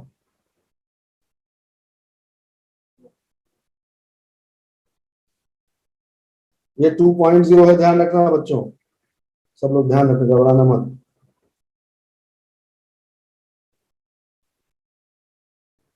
ये हो गई सिल्ट, और ऑब्वियसली इससे जो छोटा हुआ वो क्ले हो गया। ठीक, ये तीनों का आपस का वो है डिस्ट्रीब्यूशन है। अब इस नजरिए से देखो कि ये सबसे छोटा वाला जो इससे भी छोटा है वो क्ले है, जो नीचे में है वो सिल्ट है, और जो बड़ा है थोड़ा वो सैंड है। तो अब इस चीज को देखो, ठीक है, ये क्ले है, ये इस तरफ सैंड है और इस तरफ सिल्ट है। इनका मिक्सचर कैसे बनता है? अगर सिल्ट का परसेंटेज ज्यादा है तो सिल्टी क्ले बनेगा, ठीक है। इस तरफ हो, अगर इस तरफ सैंड और क्ले डोमिनेट कर रहे हैं तो सैंडी क्ले बनेगा, ठीक है। बीच की जो स्थिति है, जो कहा जाता है कि सबसे अच्छा है कि भाई क्ले हो, सिल्ट हो और सैंड हो, ये तीनों का अगर अच्छा एक प्रोपोर्शन हो तो आप कह सकते हैं कि ये सबसे अच्छी सॉइल होगी। क्यों अच्छी सॉइल होगी? क्योंकि उसमें जो आपस के डिमेरिट्स हैं दोस्तों, जो डिमेरिट्स हैं वो सारे जो है वो एक तरह से एक की अच्छाई दूसरे की बुराई का ख्याल रख लेती है, ऐसे समझिए आप, ठीक है। आप समझे कि अगर क्ले में कोई अच्छी बात है लेकिन उसी के साथ उसकी एक डिमेरिट भी है तो सिल्ट उसे संभाल लेगी। सिल्ट में अगर कोई दिक्कत है तो उसको जो है क्ले संभाल लेगा, सैंड। तो दो चीज महत्वपूर्ण है कि नहीं है, मानते हो कि नहीं, कि एक तो हवा, खेती के दृष्टिकोण से एक तो है कि हवा का आना जाना, पोरोसिटी हो, हवा का आना जाना हो, ठीक है, फ्रीएबल है कि नहीं, जो है क्रम कैसी है, एक वो हो गया। दूसरी चीज है पानी। तो हवा और पानी दोनों के लिए जो बीच का रास्ता निकाले, जिसमें थोड़ी हवा भी मिल जाए भाई, थोड़ा पानी भी मिल जाए, ठीक, अगर ऐसा हो जाए तो वो सबसे अच्छी सॉइल है। तो इसीलिए कहा जाता है कि जो दोमट मिट्टी है, जब बीच के कॉम्प्रोमाइज की बात आएगी तो जो दोमट मिट्टी है वो एक तरह का कॉम्प्रोमाइज पैदा करती है, ठीक है। बलुई दो, उससे बहुत स्वरूप हो सकते हैं, बलुई दोमट, ये दोमट, वो दोमट, वो सब ठीक बात है, लेकिन मुख्य रूप से दोमट मिट्टी का जो सबसे बड़ा स्ट्रेंथ है वो ये है कि उसमें वाटर होल्डिंग कैपेसिटी भी अच्छी होती है, पोरोसिटी भी अच्छी होती है। हवा, जैसे मैं अभी आपको एक एक करके जब उसमें जाएंगे तो मैं आपको बताऊंगा कि जब ब्लैक सॉइल, रेड सॉइल पढ़ेंगे तब आपको ये कैरेक्टर जो है वो बहुत अच्छे से समझ में आए अल्टीमेटली। लेकिन याद रखना एक ब्यूटीफुल चीज ये है कि इन तीनों के ही कॉम्बिनेशन अलग अलग सॉइल्स में पाए जाते हैं। रेड सॉइल है तो क्यों है, ठीक है, जो ब्लैक सॉइल है उसका कैरेक्टर वैसा है तो क्यों है। अभी आपको पता चलेगा कि अगर ये तीनों का अलग अलग प्रॉपर्टी आप समझते हैं तो आप जल्दी से एक्सप्लेन कर ले जाएंगे कि ब्लैक सॉइल में ये कैरेक्टर होना चाहिए, और वही होता भी, ठीक है। अभी हम उस पर आएंगे। सॉइल में जब प्रोसेसेस की बात आती है, और यह एक बहुत ही महत्वपूर्ण एस्पेक्ट है, इस चीज को आप समझ लें। अब हम ऐसी प्रक्रियाओं की बात करने जा रहे हैं, we are going to talk about certain processes which convert one kind of soil into another, or which change over a course of time, which completely change the character of the soil। कि बनी तो ये थी लेकिन ये हो गई। तो इस तरह की प्रोसेसेस की हम बात करना चाह रहे हैं। दो तरह की प्रोसेसेस होती हैं इफेक्ट के आधार पर। एक प्रोसेस जो सॉइल को एसिडिक कर दे, और एक प्रोसेस जो सॉइल को एल्कलाइन कर दे। अंडरस्टूड? दो तरह की प्रोसेस, और इनको बहुत ध्यान से समझ लीजिएगा, नहीं तो सन्नाटा हो जाएगा। ये कॉन्सेप्ट समझ लीजिएगा, इस पे सवाल डायरेक्ट बनता है, इवन मेंस में भी बन सकता है, ऐसा मेरा अंदाजा है, ठीक है। ठीक, सबसे पहले आप सिर्फ और सिर्फ एसिडिक पर ध्यान दीजिए, इधर उधर मत जाएगा नहीं तो गड़बड़ा देंगे। एसिडिक सबसे पहली प्रक्रिया है ग्लेजेशन। ग्लेजेशन क्या होता है? ग्ले, इसको बोलते हैं ग्ले, जो ग्ले बना दे। तो ग्ले क्या होता है? एल है ये, एल। ग्ले क्या होती है अभी देख लीजिए आप।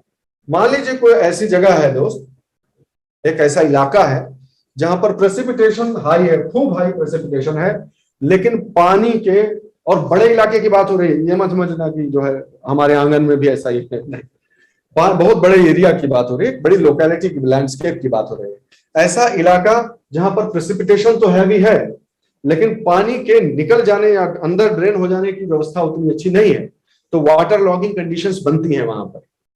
ठीक, समझ गए, कंडीशन समझ गए आप क्या अभी गेस करके बता सकते हैं अपनी अवेलेबल नॉलेज के आधार पर कि ये ऐसी सिचुएशन इंडिया में कहां पाई जाएगी?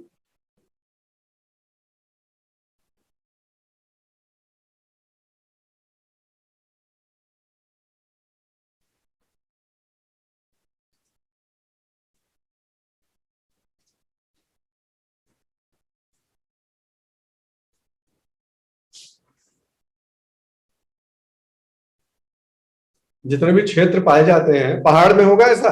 ये बताओ, पहाड़ में ऐसा होगा क्या कि वाटर लॉगिंग हो जाए पहाड़ पे? नहीं हो सकता। ठीक है, कहाँ होगा ये कि जहां हैवी प्रेसिपिटेशन होता हो? तो इंडिया में हैवी प्रेसिपिटेशन किसके किसके अगल बगल होता है?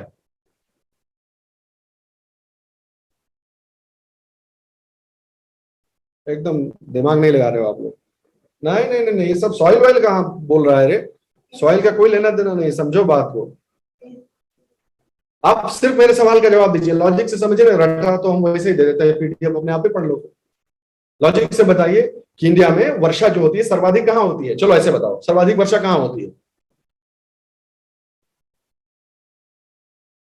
अरे जगह का नाम नहीं, जितने फिजियोग्राफिक पार्ट्स हैं इंडिया के, क्या क्या फिजियोग्राफिक पार्ट्स हैं? हिमालयाज हो गए, प्लेन्स हो गए, ठीक है, पेनिनसुलर रीजन हो गया, कोस्ट हो गए, ये सब तो पार्ट्स हैं। तो बताओ भाई, पठार हो गए, इसमें सबसे ज्यादा वर्षा किसके आसपास होती है?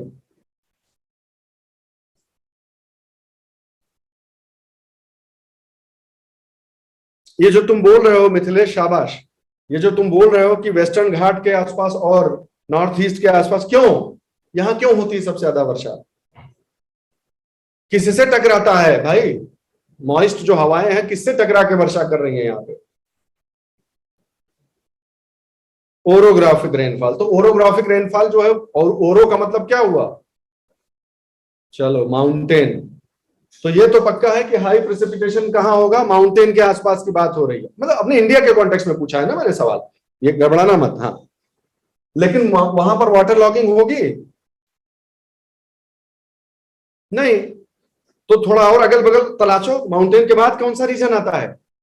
हमारे यहाँ जो माउंटेन सीरीज है, जो हिमालयन सीरीज है पूरी, उसके बाद कौन सा रीजन आता है जहां पर प्रेसिपिटेशन तो हैवी है लेकिन वहां ऐसा ऊंचाई नहीं है, तो पानी वहां वाटर लॉग हो सकता है? वो कौन सा एरिया है?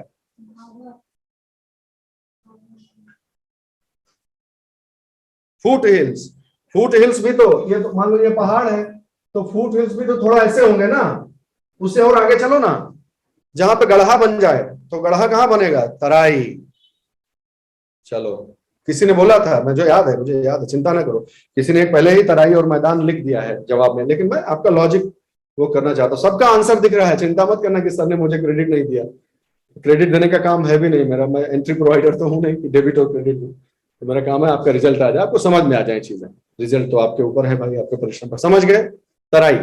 तो तराई क्षेत्र मानते हैं आप कि वहां पर ऐसा संभव है कि वर्षा काम भर की होती हो, क्योंकि पहाड़ है बगल में, तो वर्षा भी इसको अच्छी मिलती है। लेकिन यहाँ पर तराई होने की वजह से, तराई, तराई का नाम क्या है? तराई है, मालूम है ना? अवधि में हमारे यहाँ तरे, तरे मतलब नीचे, कि इनके तरे इधर है, इनके तरे उधर। तराई मतलब नीचे, निचला, निचला भाग, तो निचला इलाका, ठीक है, नीचे का इलाका तराई का ही है। हम भी तराई के ही है भाई, ठीक। तो वहां पर जब ऐसी स्थिति होगी कि वाटर लॉगिंग हो जाए, तो वाटर लॉगिंग होगी तो क्या होगा? ठीक है, जो जितना भी ह्यूमस उमस सब सब कुछ है वो सब वहीं पे जाम हो जाएगा कि नहीं जाम हो जाएगा? सब जाम हो गया वहां पर, और उससे क्या पानी ड्रेन हो नहीं पा रहा है। तो जो डिकम्पोजिशन ऑफ ऑर्गेनिक मैटर होगा वो इसमें जो है सब फंसा हुआ, उसी में डिकम्पोजिशन ऑफ ऑर्गेनिक मैटर हुआ। डिकम्पोजिशन ऑफ ऑर्गेनिक मैटर से कार्बोनिक एसिड हो गया, H2SO4, सल्फ्यूरिक एसिड, इस तरह के एसिड्स रिलीज होंगे। ठीक है, एसिड्स रिलीज होंगे और आयरन जो है वो रिड्यूस हो जाएगा। फिर आयरन के ऑक्सीडाइज होने पे और रिड्यूस होने पे दो अलग अलग कलर बनते हैं, याद रखना। आयरन जब भी ऑक्सीडाइज होगा तो लाइट कलर बनाएगा, ठीक है, रेडिश कलर बनाएगा, और जब आयरन रिड्यूस होगा तो ग्रीनिश कलर बनाएगा। मैं देखता हूं, अगर मिल जाए तो आपको दिखाता हूं मैं कि कैसा दिखता है ग्लेई सॉइल कैसे दिखती है।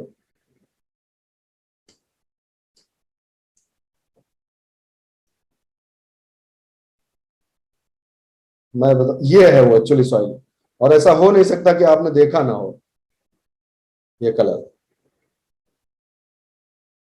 समझ में आ रहा है? Are you able to correlate?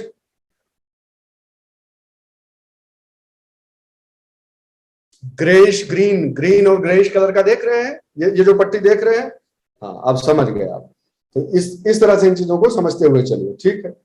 तो ये इस सिचुएशन में हो गई। नेक्स्ट सिचुएशन और क्या हो सकती, तो क्या बना, एसिड बना। कुल मिलाकर इस पूरे उसका जो मुख्य चीज जो मैं बताना चाहता हूं वो क्या है, एसिड का निर्माण, ठीक है। अगला पॉडजोलाइजेशन। What is पॉडजोलाइजेशन?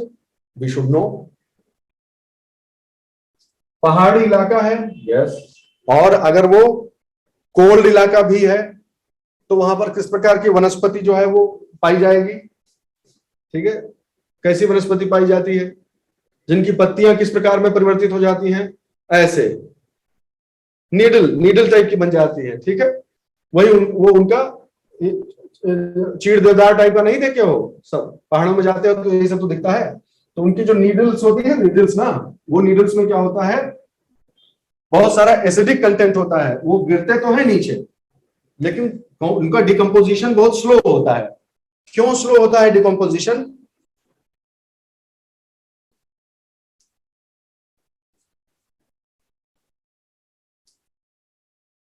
हाँ रमाकांत, बिल्कुल सही बात है। कोल्ड लिखा हुआ है ना, यहीं से क्लू ले लो ना भाई। आप समझते हैं इस बात को कि जो माइक्रोबियल एक्टिविटी है वो रिस्पॉन्सिबल होती है डिकम्पोजिशन के लिए। और माइक्रोबियल एक्टिविटी, जैसे हम जीवित हैं वैसे वो भी जिंदा लोग हैं। तो जो जिंदा लोग हैं उनको अपने अच्छा बेस्ट परफॉर्मेंस के लिए एक ऑप्टिमम टेम्परेचर चाहिए होता है। बहुत जाड़े में होंगे तो भी हम ठिठुर जाएंगे, बहुत गर्मी होगा तो भी किसी काम में मन नहीं लगेगा। Same applies to the microbes also. Okay, so extremes of low temperature and extremes of high temperature, in either of the situations microbial activity will be slow। ठीक, मानते हो? तो यहां पर लो है कि नहीं है? है। तो लो टेम्परेचर होने की वजह से इसका डिकम्पोजिशन जो है वो स्लो हो जाएगा, ठीक है। और स्लो डिकम्पोजिशन की वजह से जो नीडल्स में जो एसिड होता है, और इन पर अपनी प्रोटेक्टिव लेयर भी होती है, ठीक है, वैक्सी टाइप की लेयर भी होती है, तो उसकी वजह से डिकम्पोजिशन इनका स्लो हो जाएगा और इनके अंदर का जो एसिडिक कंटेंट है वो जमा होता जाएगा सॉइल में जमा होता जाएगा। और इस प्रकार जो माउंटेनियस सॉइल होगी, इस प्रोसेस को पॉडजोलाइजेशन कहते हैं। और इसलिए माउंटेनियस रीजन्स की जो सॉइल्स होती हैं जिनमें ये प्रोसेस होती है वो भी एसिडिक हो जाती है, ठीक है। ये भी समझ गए? हाँ बोलो तो आगे बढ़े। सिंपल कॉन्सेप्ट है सब। आगे तीसरी प्रोसेस लेटराइजेशन। हाँ बोलो, क्या कर रहे हो तुम?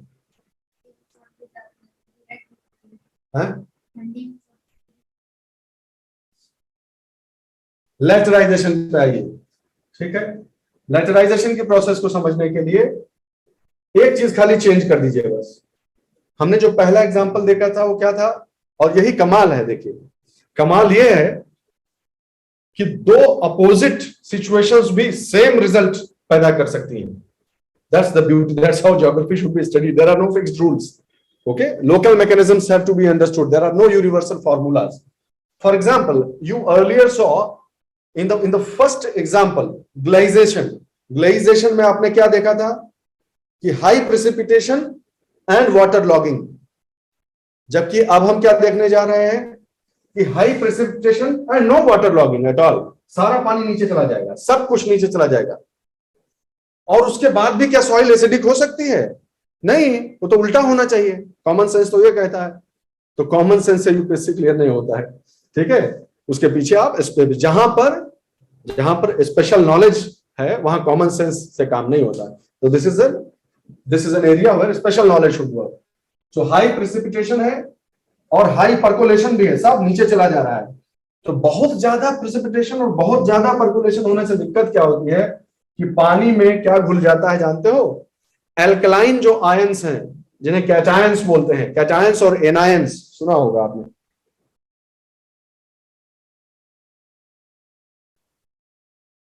कैटायंस और एनायंस।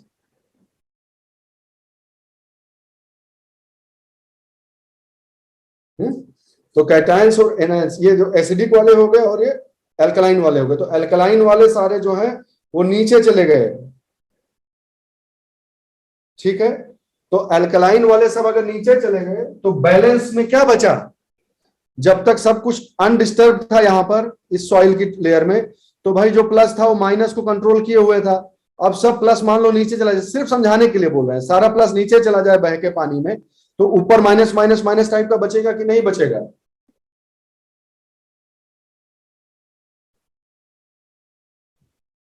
ठीक। कहने का अर्थ है कि अल्कलाइन जो चीजें हैं वो अगर लीच डाउन हो जाए तो ऊपर जो बचेगा वो एसिडिक एसिडिक कंटेंट ऊपर रह जाएगा। ठीक है। और आयरन जो होगा वो ऑक्सीडाइज हो जाएगा। यहां पर आयरन यहां पर ऑक्सीडाइज हो जाएगा, और ऑक्सीडाइज हो जाने की वजह से आयरन जब भी ऑक्सीडाइज होता है तो उसका कलर क्या कलर आता है? अभी क्या बताए थे? रेड। शाबाश, रेडिश। तो है वही, ये रेड सॉइल ही है एक तरह से, लेकिन उसके जो एल्कलाइन कंटेंट से वो नीचे चले गए, और जो है जो बचा ऊपर की तरफ जो बचा वो क्या हो गया? वो ईंटा के कलर का हो गया। ईंटा, ब्रिक। लेटर का मतलब होता है ब्रिक, इसका नाम लेटराइजेशन है ना। लेटर का जो अर्थ होता है वो होता है ईंटा, तो ईंटे जैसा इसका जो है वो स्वरूप हो जाता है। ठीक है। और कंकड़ी टाइप की मिट्टी हो जाएगी वही ईंटा जैसा, और कलर भी उसका ईंटे जैसा हो जाता है। ठीक है। और इसलिए ऐसे एरिया में भी जहां हाई प्रेसिपिटेशन और हाई हैवी परकोलेशन हो, वहां भी अंततः जो रिजल्ट होता है वो इनके चले जाने से एसिडिक हो जाता है। तो हम क्या समझे कि फैक्टर्स चाहे जो काम कर रहे हो दोस्तों, पहली सिचुएशन में, पहली जो सिचुएशन है उसमें एसिड कहां से आता है? सॉइल हम पढ़ रहे हैं कि कौन कौन सी प्रक्रियाएं हैं जो सॉइल को एसिडिक कर देती हैं। तो पहली सिचुएशन में एसिड का सोर्स क्या है? Decomposing organic matter, one. उसके पीछे जो भी कारण हो वो ठीक है, लेकिन ultimately immediate reason decomposition of organic matter है। दूसरी भी सिचुएशन में सोर्स क्या है एसिड का? डिकम्पोजिंग ऑर्गेनिक मैटर है। लेकिन तीसरी सिचुएशन में एसिडिटी हो जाने का कारण क्या है सॉइल में? कि उसके जो बैलेंस कर रहे थे उसको वो नीचे चले गए। ठीक है। उसके दुश्मनों में कमी हो गई। समझ गए? तीनों प्रक्रिया समझ गए एकदम क्लियर? तो वैसे तो चित्र ही अपने आप में सेल्फ एक्सप्लेनेटरी है भाई, है? लेकिन फिर भी कोई पूछे तो कंफ्यूज ना हो जाना। लेटराइजेशन की प्रोसेस के लिए, लेटराइजेशन की प्रोसेस के लिए सबसे इंपॉर्टेंट चीज क्या है कि पानी रुकना नहीं चाहिए यहां। तो पानी न रुकना चाहिए का मतलब क्या हुआ? ये तराई तराई में होगा ये? बताओ भाई। तराई में होगा कि पहाड़ी एरिया में होगा? बताओ जल्दी।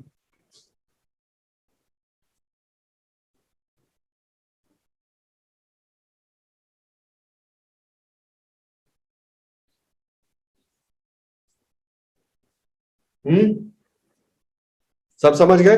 तो अब देखे हो कि नहीं देख ले हो? अब कोई अभी तक पढ़ते आए हो तो ऐसा तो है नहीं कि कभी पढ़े नहीं हो, इतने दिन से ज्योग्राफी पढ़ रहे हो।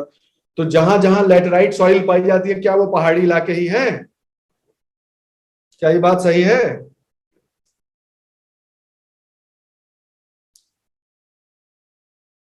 तो आप समझ गए? हमको अब रटने की जरूरत है क्या? अब तो रटने की आवश्यकता है नहीं। अब हम समझ सकते हैं कि रेड सॉइल होनी चाहिए, लेकिन उसमें अगर ये घटना हो जाए लेटराइजेशन वाली प्रोसेस, तो जो बचेगा वो लेटराइटिक सॉइल हो जाएगी। क्लियर है? अब कुछ रटने की जरूरत तो नहीं है। और ये लेटराइजेशन होने के लिए जरूरत किस चीज की? हाई प्रेसिपिटेशन और स्लोप। और ये उन सब एरियाज में पठारी और पहाड़ी इलाकों में यही तो होगा कि नहीं होगा? जहां पर वर्षा ज्यादा होती हो और स्लोप भी हो।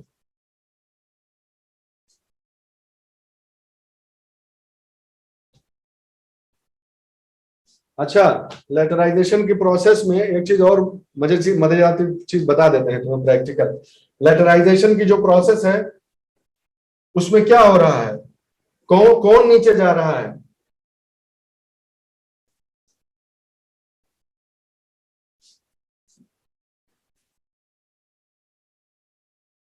एल्युमिनियम वगैरह सब नीचे चले जाते हैं। जो एल्युमिनियम वगैरह है सब वो घुलकर नीचे चले जाते हैं। ठीक है।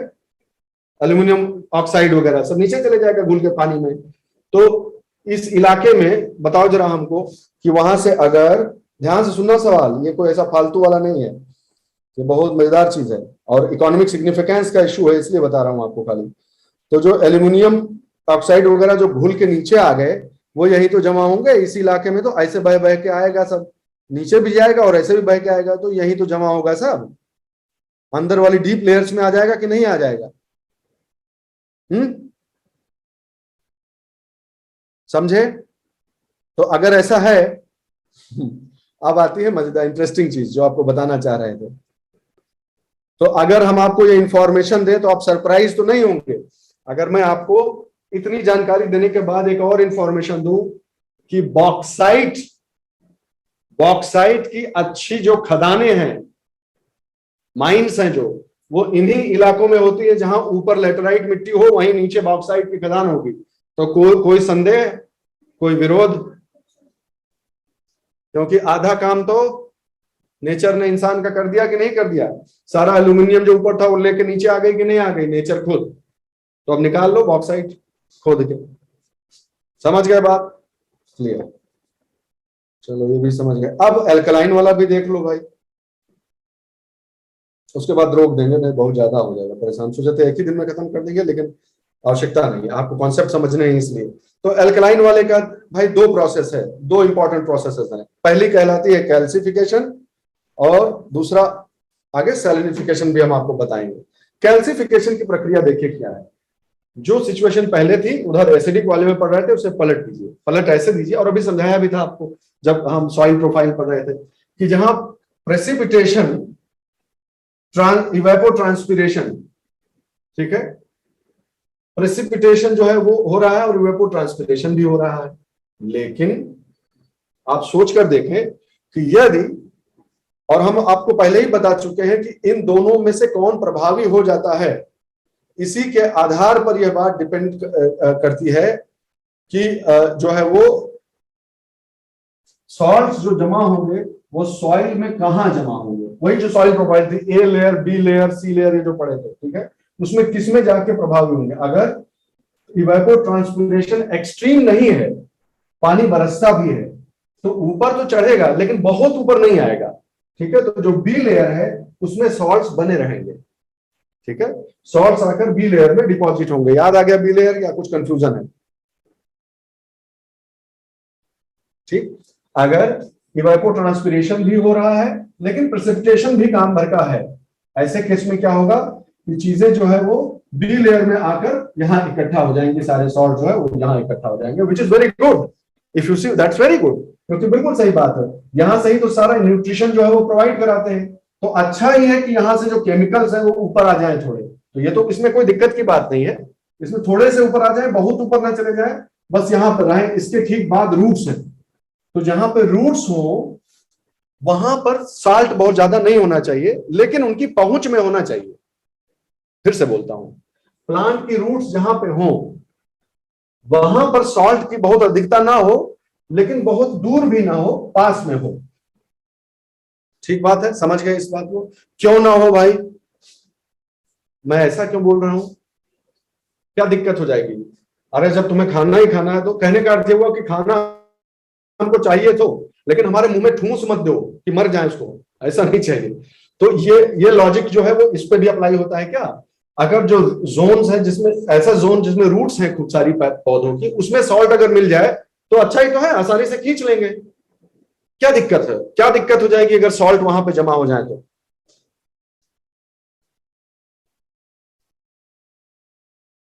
क्या बात है, शाबाश निर्मल, बिल्कुल सही जवाब।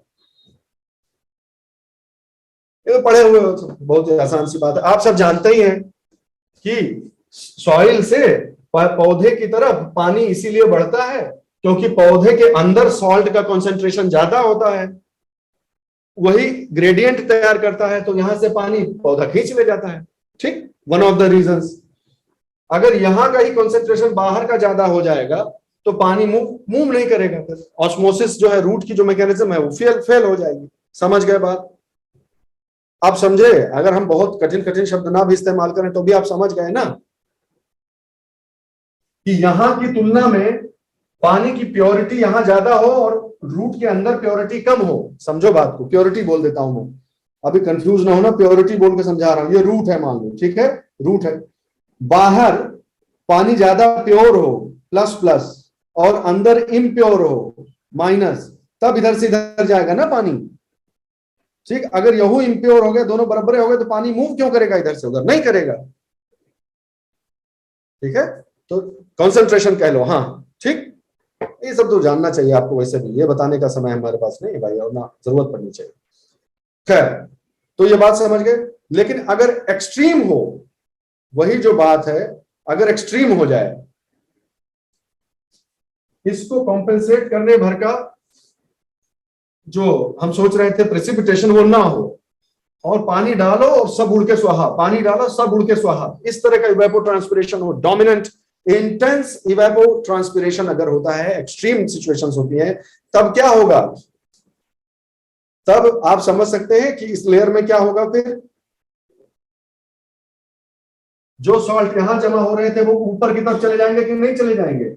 और जब यहां पानी निकल जाएगा और सॉल्ट यहां जमा रह जाएंगे। Is that logical? और जब ऐसा होता है कि प्रेसिपिटेशन है नहीं है उतना कि इवेपो ट्रांसपिरेशन को मैच कर सके, तो सब कुछ ऊपर खींच जाएगा और यहां आके ए लेयर के आसपास और ऊपर अपर लेयर्स में आके सरफेस लेयर पे आ जाएगा सारा का सारा सॉल्ट। और अगर ऐसा होगा तब कह देंगे हम कि सॉइल जो है वो सलाइन हो गई है। ठीक है, सॉइल सलाइन हो गई है। अदरवाइज अगर बैलेंस्ड हो, ज्यादा ना हो, तो कैल्सिफिकेशन कहते हैं कि कैल्शियम जो है वो जम गया है। बहुत अच्छी बात। अगर एक्सट्रीम्स में आ गया तो उसे सैलिनाइजेशन बोलते हैं। ठीक है, और अगर जो सॉल्ट्स जमा हो रहे हैं उसमें कैल्शियम, कैल्शियम इन सब की तुलना में सोडियम बहुत ज्यादा हो जाए, Na सोडियम बहुत ज्यादा हो जाए, तब उसी प्रोसेस को सोडिफिकेशन कहते हैं। सोडिक सॉइल बोलते हैं उसको, ये सॉइल सोडिक हो गई है। ठीक है, तो ये आपको सवाल दे सकता है कि जब सोडियम आयंस जो है वो टोटल आयंस की तुलना में एक्सचेंजेबल फॉर्म में 15% से अधिक हो जाए, इतना डोमिनेंट हो जाए कि 15% के बैरियर से ज्यादा हो जाए सोडियम खुद अकेले ही, तो आप कह सकते हैं कि अब इसका कुछ नहीं हो सकता, अब ये सॉइल गई, खत्म काम से, काम खत्म इसका। क्योंकि क्या होता है जब सॉइल्स, अभी तक क्या हम देख रहे हैं कि भाई फिजिकल जो है वो प्रोसेसेस को नष्ट नहीं कर रहा है। सॉइल में सॉल्ट ज्यादा हो गया है ना, तो सॉल्ट का कंसंट्रेशन तो हम उसका उपाय करके उसको कम कर सकते हैं। कम से कम सॉइल का स्ट्रक्चर तो खराब नहीं हुआ है। लेकिन सॉडिक जब हो जाती है सॉइल, जब सोडियम बहुत अधिक हो जाता है 15% से अधिक, तो वो जो क्ले पार्टिकल्स है ना, क्ले तो आप जानते ही हैं, चिकनी मिट्टी के जो क्ले के पार्टिकल्स हैं, उनकी जो आयन एक्सचेंज की एबिलिटी है उसको डिस्ट्रॉय कर देते हैं, बाइंड कर देते हैं वो साइड से। ज्यादा साइंटिफिक नहीं होना चाहता, बस ये समझिए कि जब सोडियम 15% को क्रॉस कर जाएगा तो सॉइल की जो अपनी फिजिकल कैरेक्टरिस्टिक्स है वो भी चेंज कर देगा, और वो फिर लगभग इरिवर्सिबल सॉइल हो जाती है, उसका कुछ नहीं हो सकता है। इन दोनों का, एसिडिक सॉइल का और एल्कलाइन सॉइल, ये दो ऊपर देखिए आपने, सैलिनाइजेशन और कैल्सिफिकेशन, इनका तो फिर भी उपाय है। लेकिन एक बार सोडिक हो जाएगी तो बहुत डिफिकल्ट है, फिर उसका कोई उपाय नहीं। ये यहां तक बात समझ गए? ठीक है, आपका होमवर्क दे रहा हूं कि जो एसिडिक सॉइल्स और एल्कलाइन सॉइल्स आपने पढ़ी हैं, उनको यदि एग्रीकल्चर के दृष्टि से ठीक करना हो कि इनमें ये बीमारी हो गई है तो इनका इलाज क्या है, उनको कहा जाता है सॉइल अमेंडमेंट, सुधार, सॉइल अमेंडमेंट्स। तो ऑब्वियसली ये तो आप समझ ही सकते हैं कि एसिडिक सॉइल होगी तो उसमें अल्कलाइन ऐड करेंगे, अल्कलाइन है तो उसमें एसिडिक ऐड करेंगे। लेकिन थोड़ा स्पेसिफिक होकर आप हमें कल बताइएगा, कल या अगली क्लास जब भी हो पाती है उसमें क्विज होगा, पहले इसी से शुरुआत करेंगे कि किस प्रकार की सॉइल को अमेंडमेंट के लिए कौन कौन से जो है चीजें इस्तेमाल होती हैं। जाते जाते एक चीज और बता देता हूं, कैनाल इरिगेशन और सॉइल की सैलिनिटी में कोई संबंध बता सकते हैं कि क्या यह बात सही है कि नहर के पानी से सिंचाई करने से सॉइल सलाइन हो सकती है? क्या नहर के पानी से सॉल्ट आता है क्या?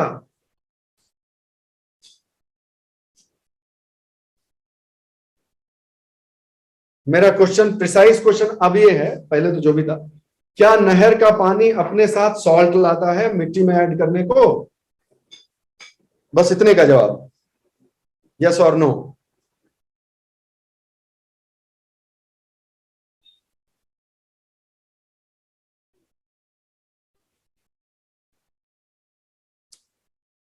तो आप कहना चाहते हैं कि जो नहर का पानी है वो समुद्र से आता है?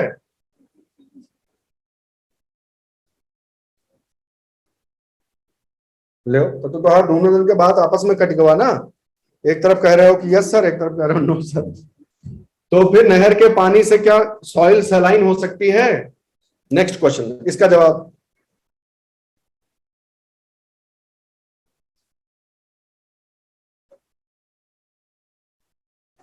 तो क्या आप नहीं जानते कि पंजाब हरियाणा ये सब जितना भी हमारा एरिया है, जो कैनाल इरिगेटेड जितने भी एरियाज हैं, वहां पर सॉइल सैलिनिटी एक बहुत बड़ा चैलेंज बनकर सामने आई है? क्या ये गलत बोल रहा हूं मैं?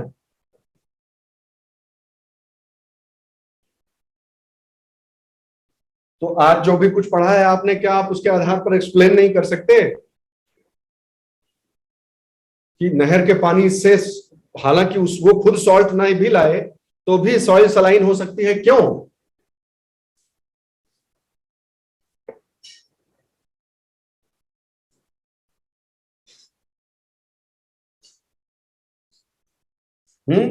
नहर का पानी आके भर जब तक यहाँ पानी नहीं था तब तक सॉल्ट को, जब कुछ पानी है ही नहीं तो सॉल्ट घुलेंगे किसमें?